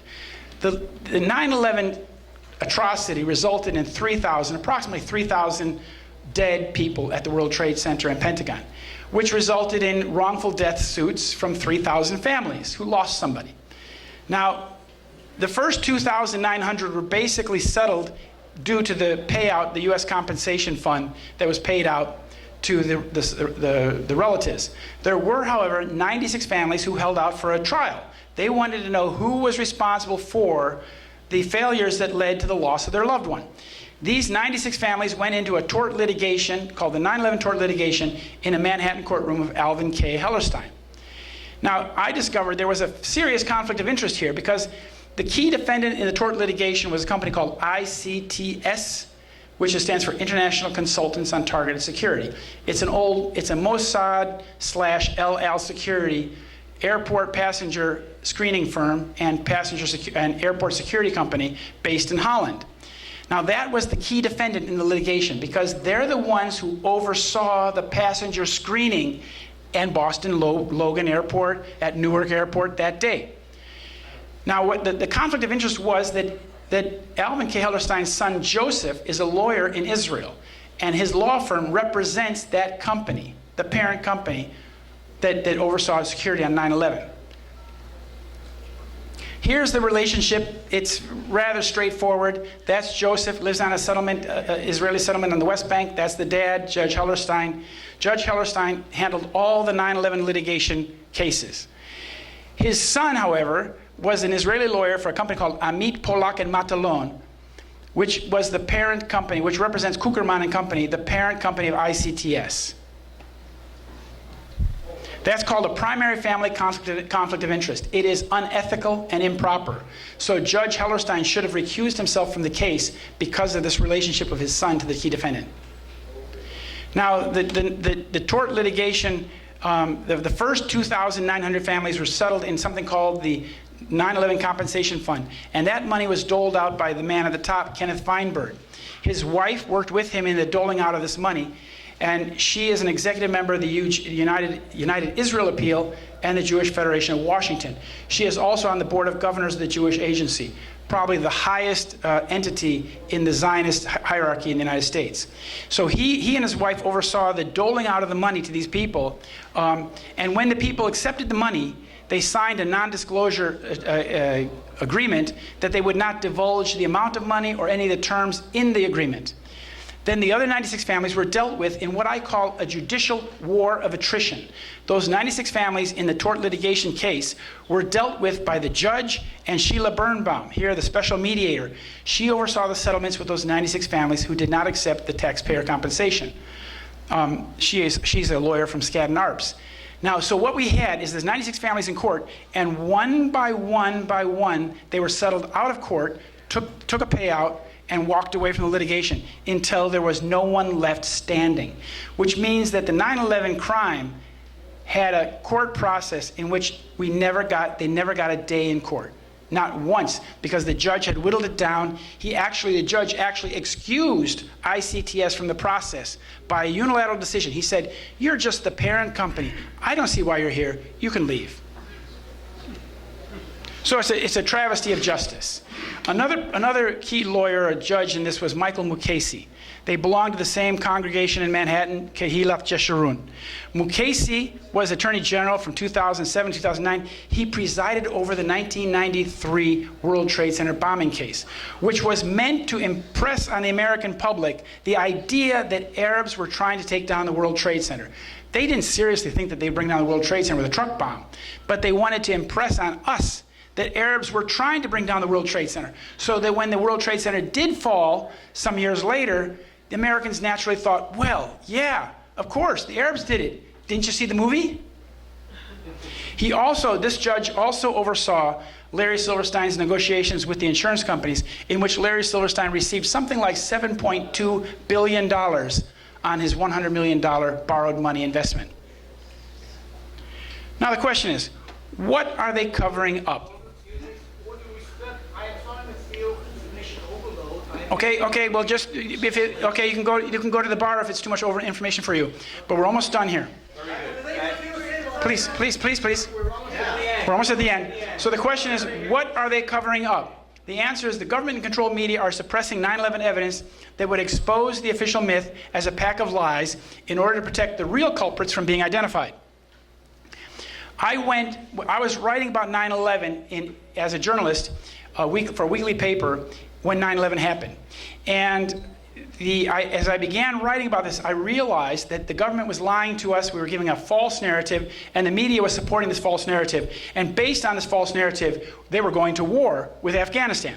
So I felt it wasn't very safe for me to remain in my house in Illinois, writing these articles, challenging the government, challenging the narrative. So I went to Germany for I transferred locations. I started working in Germany for a year or so. And I was fortunate enough to know a journalist who put me in touch with German intelligence agents, or officers, senior chiefs. And the first one I spoke to, he said that 9/11 looked to him like a Hollywood production. Then I spoke to this man, Mr. Vertebach, and he told me the deathly precision and magnitude of planning behind the 9/11 attacks would have needed years of planning. He said such a sophisticated operation would require the fixed frame of a state intelligence organization, something not found in a loose group of terrorists like the one allegedly led by Mohammed Atta. Then I met this man on the first day I got to Germany. His name is Andreas von Bülow. He was a former parliamentarian in charge of German intelligence. And he told me that there are basically 3 levels of operation in such a false flag attack. He said, first, there is the architectural level. And he says, you don't get the higher echelon, the architectural structure, which masterminds such terror attacks. This level, the organization doing the planning, such as Mossad, which he named, is primarily interested in affecting public opinion. Then the next level is the managerial level, who manage the crime and the cover-up. And they control the working level. And he said about the working level, they use corrupt guns for hire, such as Abu Nidal, who was defined as an instrument of Mossad. He said the terrorists who commit the crimes, such as the 19 Arabs, who allegedly hijacked the planes, are the working level. And the working level is part of the deception, like Lee Harvey Oswald. He went on to say that 95% of the work of intelligence agencies around the world is deception and disinformation, which is widely propagated in the mainstream media, creating an accepted version of events. He said journalists don't even raise the simplest questions. Those who differ are those who differ.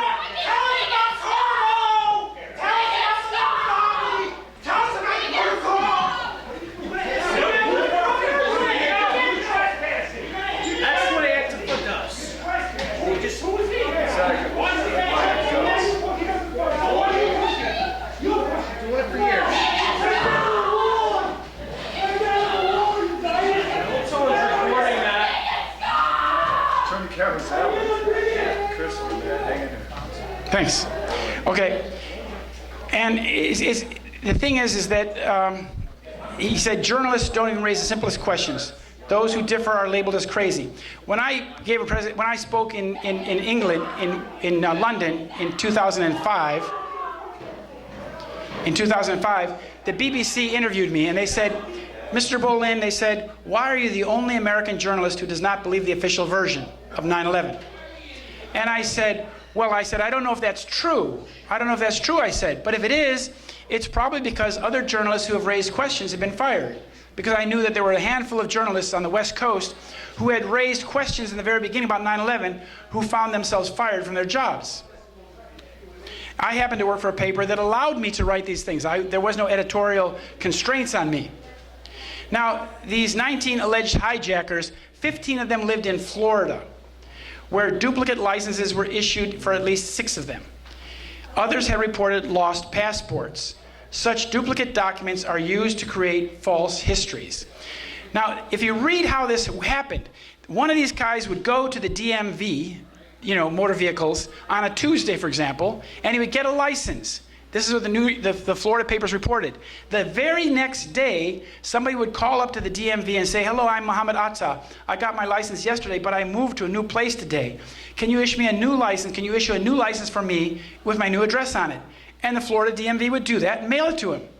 So you had 2 individuals with the same identity, the same passport, in circulation in Florida. Well, such duplicate documents are used to create false histories.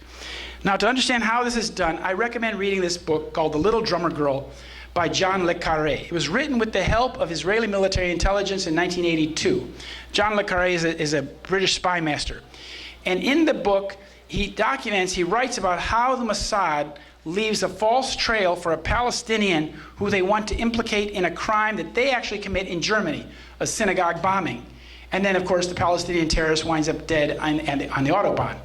And in the book, the movie was made with Diane Keaton, but in the book, the Mossad chief tells the character, that's the actress, he says, terror is theater. Theater's a contrick. Do you know what that means, contrick? You've been deceived. Now, I really recommend that people take the words of this Mossad chief to heart. Next time you go home and turn on the TV and see that some terrible terrorist atrocity has happened someplace in the world, remember that it is, in fact, terrorism is theater. And the theater is meant to impress you and the public. Here's another master of terrorism. His name is Brian Jenkins. He's from Chicago. He works for the Rand Corporation. And in 1974, he wrote an article, and he says, terrorism is aimed at the people watching, not at the actual victims. Terrorism is theater. He went on to say that the normal objective of state or official terrorism is to enforce obedience and cooperation. Now, these are just some of the anomalies of 9/11 for your understanding that we've been completely hoaxed about what happened on 9/11. This is the plane that supposedly hit, or did hit, the South Tower. This is supposedly Flight 175, United Airlines plane. There's a little problem here. United Airlines planes at that time had dark blue underbellies. This is the underbelly of the plane, and it's clearly gray. And furthermore, it has a groove running down the center of the plane, which is indicative of being a 767 tanker aircraft. Now, you also see that there's a pod. There's something attached to the underside of the plane. Oh. Right there. That is not normal equipment on the bottom of a United Airlines plane. Now that pod, that object on the bottom of the plane, then fired a missile-like object into the World Trade Center milliseconds before it contacted the building. Both planes did the same thing. This is called the spark. Before both planes struck the tower, they emitted something that pierced the tower and created a spark. And here you see it from CNN, Spiegel TV, and Fairbanks. What kind of plane is this? The plane that struck the South Tower was equipped with a missile pod from which a missile was fired immediately before it struck the tower. This would mean that the aircraft that hit the South Tower was not United Airlines Flight 175. Now what it did is it opened up a hole. It opened up a white-hot hole in the side of the building. Now this, of course, is like open sesame. This white-hot hole facilitated the entry of the fuselage into the building, the plane, and the passengers, or whatever, the fuselage, the center part of the plane. But it also created an extremely hot space. You can see it's burning white hot. And it went through the building and came out the other side. Now, I've done a lot of research on depleted uranium warheads. And I said if a depleted uranium missile was fired into the building, you would certainly see the warhead coming out the other side. And here you see, coming out here, behind that pole, is a burning white-hot object. Here it is again, seen against the blue sky. Now this white-hot object is certainly not part of the aircraft. And here's another view. You can see it there in the middle, and it's leaving behind a trail of dark oxides. Now this is exactly characteristic of a depleted uranium warhead. So I turned back to my mentor at Lawrence Livermore Lab, Marion Falk, and I asked him, Marion, does this object have the characteristics of a depleted uranium warhead? And he said, yes, it does. And here we see an explosion coming out the entry wound. This is where the plane entered the building. Yet this explosion is not kerosene. You see on the other side of the building behind the Marriott sign, you see the explosion of the kerosene. Here is something else, something burning with a very hot flame and leaving white smoke. And here is the first initial explosions. Again, you see the first thing that burned created a white smoke. White smoke is produced when thermite burns. When thermite reacts, it produces a white smoke, which is aluminum oxide, and incredibly hot temperatures. So that missile, when it went through the building, ignited pre-placed explosives and, of course, the burning jet fuel. It made the burning jet fuel burn immediately. So all of the jet fuel that was in those planes burned in the first few seconds. White smoke was also seen at the North Tower. Here they see this plane went into the computer room belonging to Marsh McLennan, Maurice Greenberg's son's company. And you see a burst of white smoke coming from the east side of the building. It looks like a giant bale of cotton. Both planes went into secure computer rooms. The secure computer room in the North Tower belonged to MMC. The secure computer room in the second tower belonged to Fujibank. It was a complete floor. People populated only with large computer servers and batteries. Now here you see a thermetic reaction occurring in the South Tower, east corner of the South Tower. This is where the plane came out, or the objects came out. And again you see this white smoke being produced by this, what appears to be a thermite reaction occurring on the 81st floor. Now this reaction occurred for 7 minutes before the South Tower fell. Now when thermite reacts, it creates the black smoke, the white smoke, it creates incredibly hot temperatures, and it creates molten metal from the oxidizer. And 1 minute later we saw from the South Tower this cascade of molten metal pouring off the tower. And it continued for 7 minutes. There you see it just poured off, and it's extremely hot. You can tell that by the color. Now, the U.S. government reports, they submit that this is actually burning aluminum, suggesting that the plane melted and just poured off the building. The problem with that is that molten aluminum in daylight conditions appears like the color of tinfoil. This is not molten aluminum. This is most likely molten iron. And this fell for 7 minutes until the tower collapsed. Here's the tower collapsed, and when the tower collapsed, it simply pulverized from the top down. Van Romero, who was an expert on buildings, happened to be watching these videos in Washington, D.C., and he called to the Albuquerque Journal, and they printed on September 11th that my opinion is, based on the videotapes, that after the planes hit the World Trade Center, there were some explosive devices inside the buildings that caused the towers to collapse. It would be difficult for something from the plane to trigger an event like that. What's interesting is that this was his first opinion, and he called the Albuquerque Journal, and this was printed in the evening edition out in New Mexico. But then 10 days later, he recanted, and he said that no, clearly the jet fuel and the burning fires caused the towers to collapse. Well, the question is, what was he doing in Washington, D.C. that day? Well, he was on his way to the Pentagon.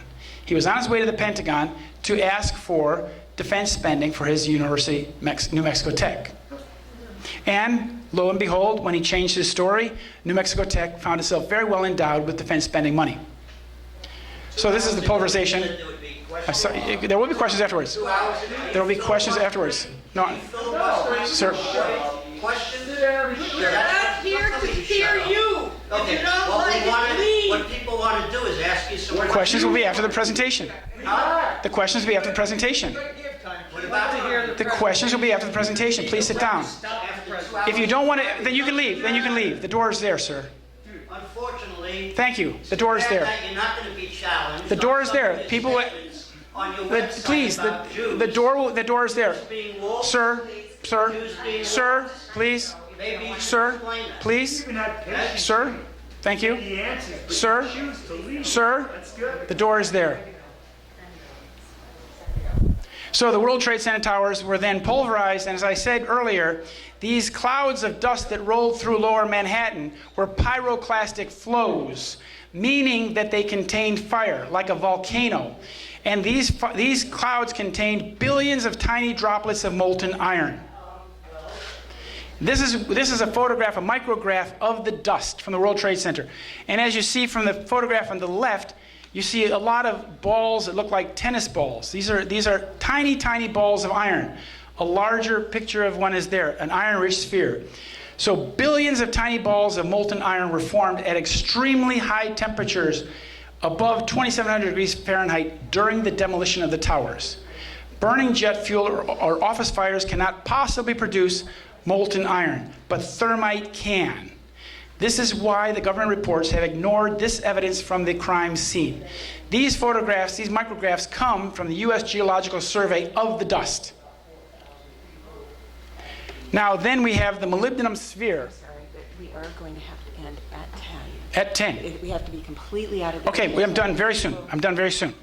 The molybdenum sphere, this is a molybdenum sphere that's found in the dust. The melting temperature of molybdenum is 4,700... Beg your pardon? Oh.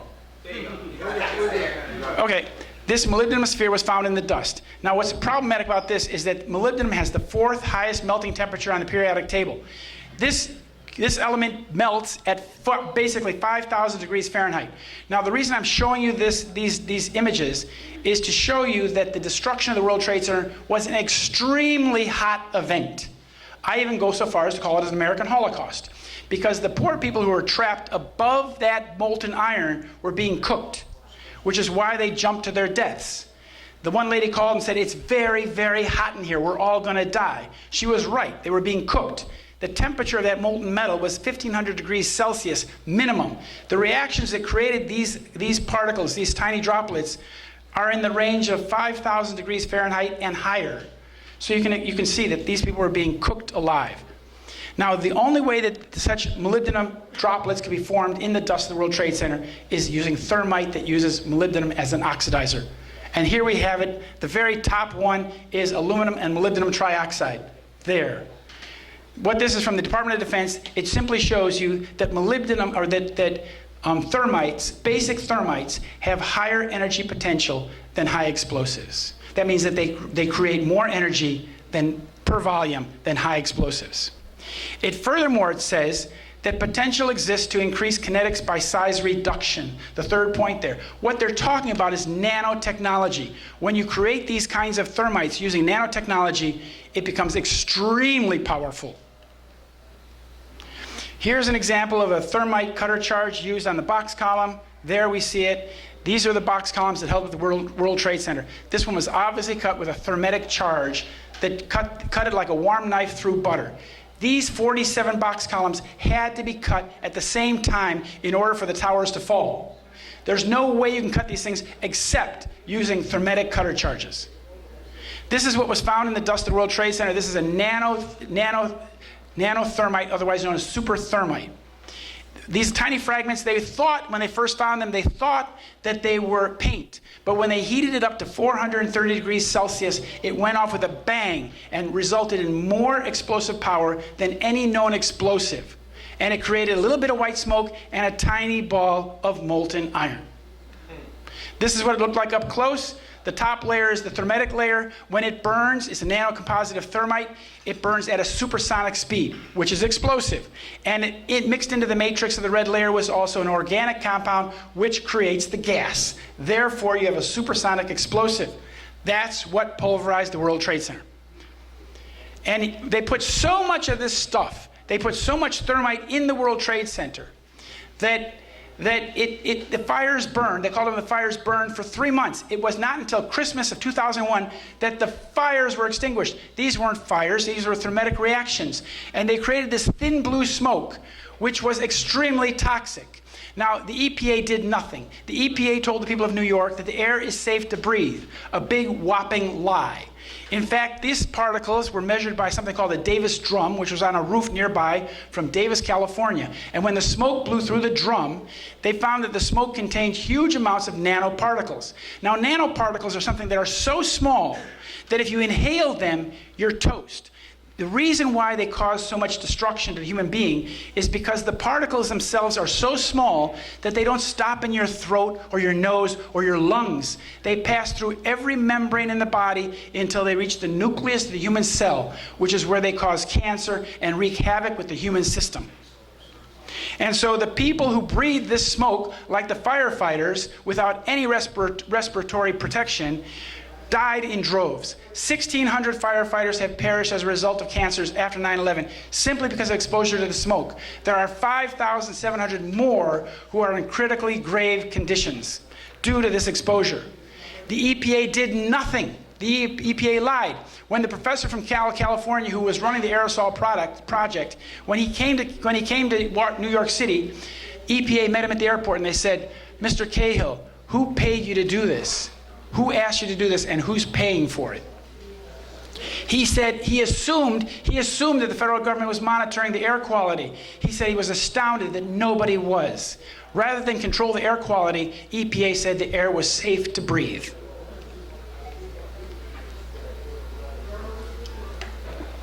As they removed the rubble from the World Trade Center, they found that beneath the rubble, the metal was molten. It was extremely hot. The pile was extremely hot.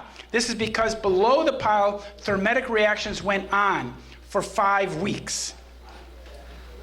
New York firefighters said you'd get down below and see molten steel running down the channel rails, like you're in a foundry, like lava, like a volcano. Peter Tully told me in 2002 that he at the bottom, he had found pools of literally molten steel at the base of World Trade Center towers. Also, Marc Loiseau said in the basement of Building 7. I asked Mr. Loiseau, how do you explain molten metal in the molten steel in the molten form 5 weeks later? What can create such temperatures? And he said, well, think about all the paper that fell down the elevator shafts. Now, another aspect of 9/11 that's very, very problematic is this. This is Building 6. This is called the U.S. Customs House. And this building was exploded before either tower fell. You can see from the ground that the ground is clean. That means that neither tower has fallen. This was between Building 7 and Building 1. And you see it's smoking. It's on fire. The New York Fire Department was trying to put out the fire. It apparently was hit by something at about 9:03, at about the same time as the South Tower was hit, about precisely the same time. This is what it looked like after the collapse of one or both of the towers. You see the street is very dirty, and you see Building 6 is in terrible condition. This is what happened to Building 6. That's Building 6 right there, and you see there's a crater that went down into the basement level of this building. Now, what was in the basement of Building 6? That was U.S. Customs House, and that was the evidence vault. That was the vault where they had all the evidence that they needed for the criminal prosecutions of things like the Enron scandal and WorldCom and the $200 billion Black Eagle Trust that George Bush created. All of that evidence was destroyed, but it was actually taken out the night before. Because when the videographer for FEMA got down into that area, he saw that the vault of the door of the vault had been broken open, and he looked into the vault, and the vault had been cleaned out.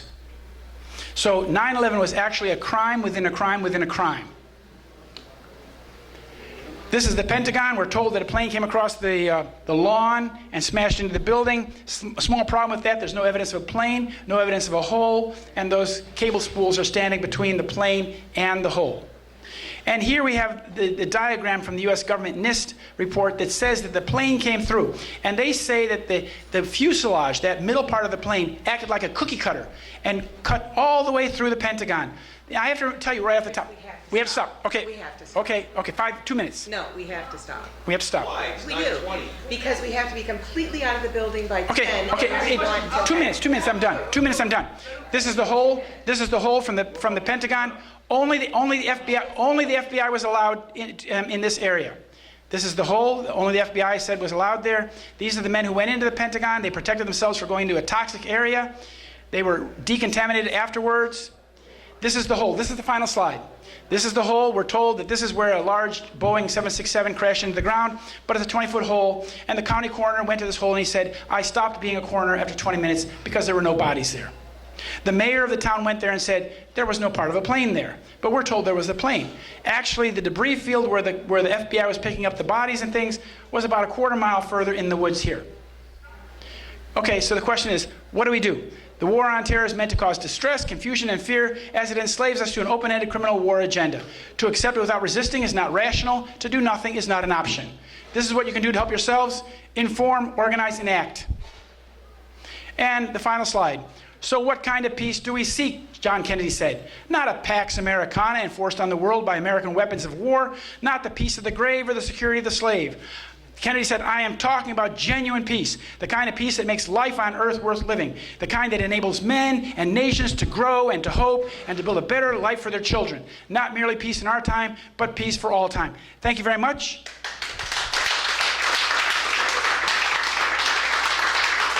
Now, we have time for a few questions, and I ask you, because of the constraints of time, please keep your questions very short and brief, and our answers will be equally brief. And anyone who wants to ask a question, you come here to the microphone. So please get in line if you have a question.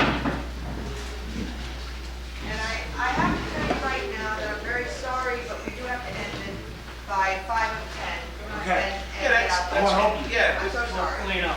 We'll get out of here. We have to be out of here by 5 to 10? Yes. We have to be out. Is there a back door?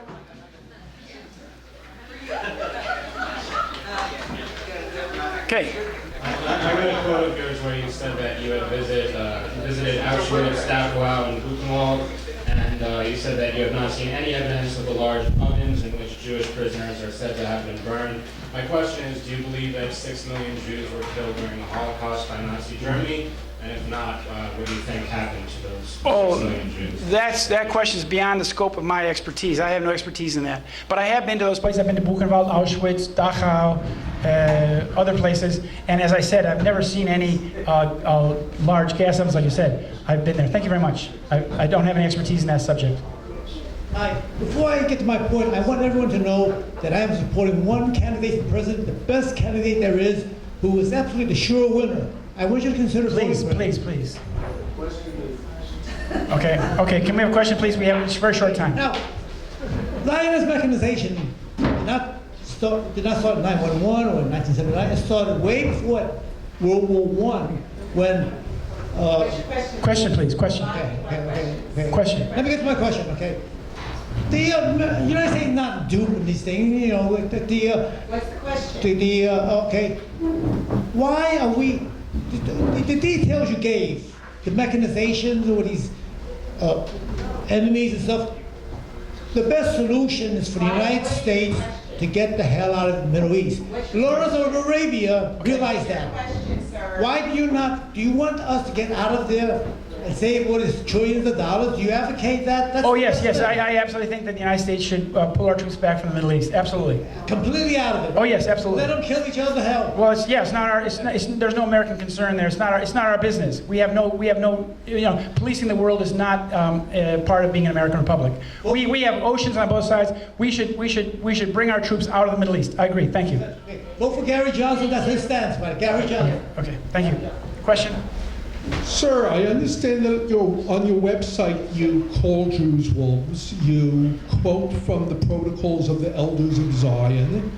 I understand that you worked for Liberty Lobby at one point, that you also worked for Spotlight, which is a white nationalist newspaper, that you praised the Minuteman Project. No, you have a question, please? I want to know if that is all true, that you've appeared on the David Duke's radio show, that you have associations. Which question? Which is the question you want me to answer? Which question you want me to answer? Can you ask me a question? Okay. Do you quote on your website? Do you call Jews wolves on your website? And You'd have to. And do you quote from the elders of the protocols of Zion on there your may website? be a quote from that book. There may be a quote. Yes. And what's that quote? Do you quote I don't remember. approvingly? I don't recall. But do you have a question? I understand that another article on your website is why do Jews massacre so many people? That's the title of the article. Do you have a question? Yeah. Is that a title of an article on your website? Why do Jews kill so many people? It may be. I have hundreds of articles. It may be. It may be. Yeah, I don't know. Yes I don't. or no? I mean, Did I have you write hundreds. an article like that? Because I've been told Sir, that it does appear on your website. Sir, I've written hundreds of articles. I don't know. That may be. But thank you. Okay. Did you work for Spotlight? Yes, of course I did. That's known. Thank you. A white nationalist publication. That's your definition, not mine. I think that's the standard. That's your definition, sir, not mine. Spotlight and Liberty Law. Try to keep their questions Yeah. about That's the family members' wives here. Question, please. Thank you so much for your talk. It was excellent. Thank you. I wanted to go back to when you were comparing Guantanamo to the so-called gulags in the Soviet Union. Yeah. Like this concept of the gulags being so repressive in the Soviet Union. Do you have a question? It's Zionist propaganda. I wanted to ask you if you're aware that all the Zionist groups that you're talking about from the 50s until the end of until the demise of the Soviet Union were propagandizing against the Soviet. Is he aware that the Zionists took down the Soviet Union so that they could have Russians immigrate to Palestine and so they could try to take over the resources of Russia, and they're still doing that? Yeah, well, it could be. I don't know. I mean, that's beyond the scope of my studies. But I understand your question. The neocons, of course, were very much involved in taking down the Soviet Union as well. Okay, thank you. Next question, please. Please try to stay within the scope of this And focus on 9/11, please. Let's keep it on subject. So you said in your talk that there were 4 Israelis that were killed at the World Trade Center. Their names are carved on the stone there. Yes. By that, but there are also hundreds and hundreds of Jews that were killed.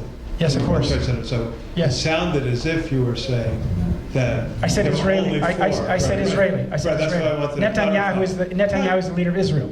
Yeah. Okay, so it's important, I think, that you clarified that. The other thing was that Israel was one of 14 countries that actually contacted U.S. intelligence to warn U.S. that they picked up that there was going to be an attack. Yeah. So why would Israel contact U.S. intelligence and tell them that? And why didn't you not bring that out in your talk as part of making a fair report? I also didn't bring out the fact that Israel knew about the truck bomb that was being built that blew up the American Marines in Beirut. But Israeli intelligence decided only to give the skinniest information to the U.S. military. They said, there's a likelihood that a truck bomb is coming your way soon. But they knew exactly where the truck was being built, what kind it was, the license plate number, the color, and everything. So Israel often gives these kinds of warnings. But thank you very much. Next question, please. That's quick. You know, we've been waiting here for. I know, we have very short time. We have very hours. short time. I'm sorry. Yeah, well. I answered your question. I answered your question. Have an hour to talk about it. Okay, I answered your question. I'm sorry. Yes. Are you familiar with the work of Dr. Judy Wood? Yes.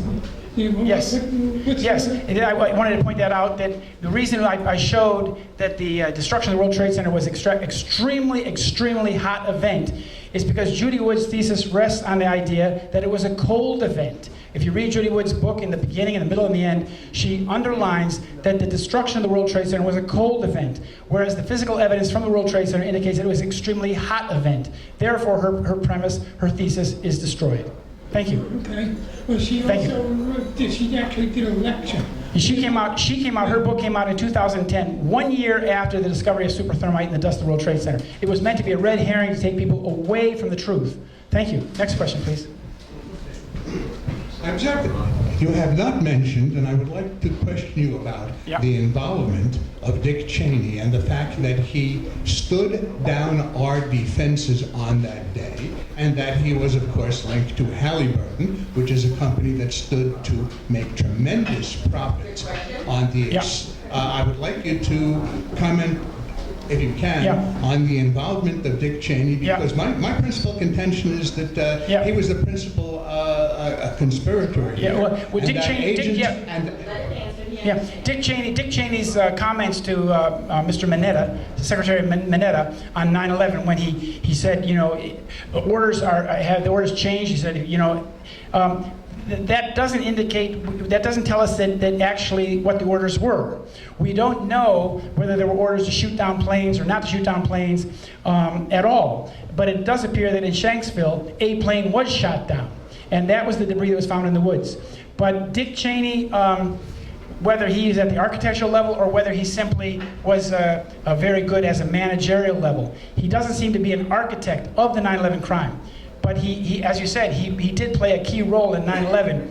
But exactly what those orders were, we don't know. That's why we need a proper investigation, so people like Dick Cheney and George Bush and Michael Chertoff are subpoenaed and forced to answer real questions in a court of law. I can't know everything, and I don't. Thank you. Next question, please.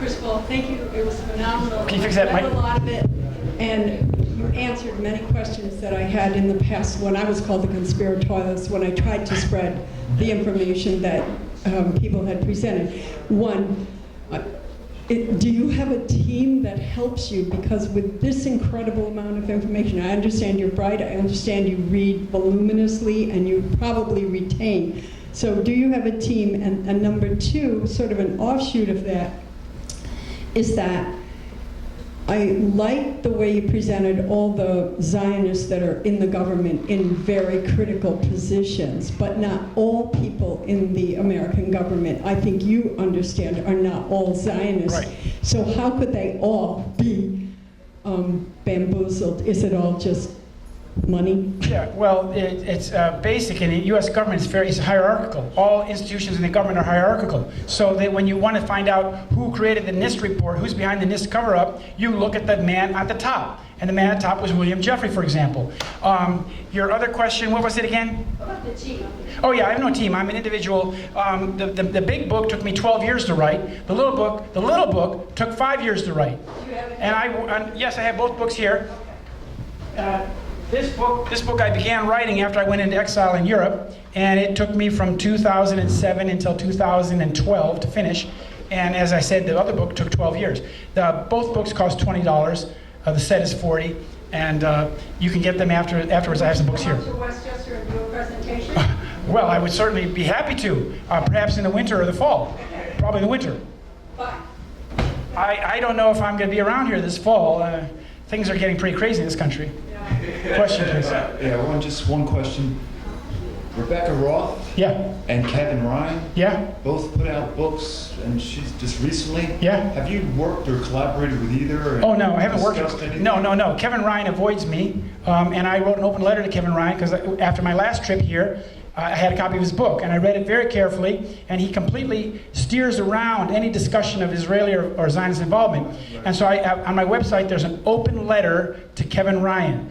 To go to my website, to use my website, it's best to go to the list of articles, click on the list of articles, go get a cup of coffee because it takes a couple minutes to load, and then search that list, and you'll see my open letter to Kevin Ryan discusses exactly those gaps in his research. And Judy Wood, the other lady, Rebecca Roth. Flight attendant. No, yeah, she's a woman who uses a fake name, who writes fiction. I know nothing, except I've read her first book, which just seems to be kind of like based on my thesis.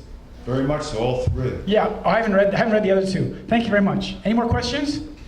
Okay, then without further ado, if you'd like a copy of the book. ask a question? Oh, yes, sir. Go ahead. Just for the sake of the people. Speak into the microphone, Just please. for the sake of the people out there. Yeah. Because I promised them I would Yeah, address yeah. this. You've been accused of, being anti-Jewish. I've been accused of a lot of things. Yeah. Yeah. Anti-Jewish, neo-Nazi. Yeah. And Go on. hate, Okay, what's your- Holocaust denial. Yeah. Okay, what's your question? hate-filled. Can you just, for the record, Okay. Yeah. make Well, this clear? when I was accused of being a Holocaust denier in Holland, this is a serious crime in Holland because I had written an article called 9/11: An American Holocaust, and in Holland it's against the law to compare anything to the Holocaust trademark. So I contacted the Dutch police and I said, I'm in Sweden, I'm thinking of coming down to Holland, I've been invited to speak to a conference. Have I violated any Dutch laws? They said, no, you have not violated any Dutch laws. The ADL and other groups, Zionist groups, tried to defame me, calling me an anti-Semite. You have to understand that Shulamit Aloni was interviewed by Amy Goodman. Shulamit Aloni is an old Israeli parliamentarian. And she said, well, when we have a critic of Israel in America, we call him an anti-Semite. It works very well. And in Europe, we call him a Holocaust denier. It's simply an ad hominem attack to which there's no basis. I lived in Israel, I speak Hebrew. My first wife was an Israeli. How much hatred do I have in my heart? I have no hatred for the Jewish people. My sister is Jewish. It's ridiculous. I'm not talking about an ethnicity or a religion here. I'm talking about a crime. I'm talking about the crime that changed this country. I could care less what nationality you or they are outside. That's not the subject here. I'm talking about a crime where 3,000 people were killed that has taken this country into a war for 15 years with 1 million people killed and trillions of dollars spent, and nobody has investigated the crime. That's why my book is called Solving 9/11. Thank you.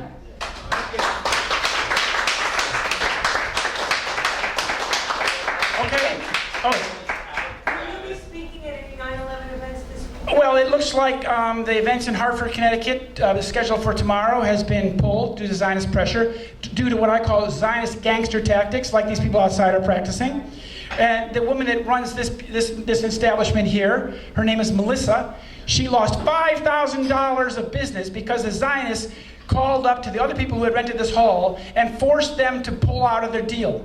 She has paid a heavy, heavy price for this. This is gangsterism. This is suppression of our right of free speech in a democratic republic.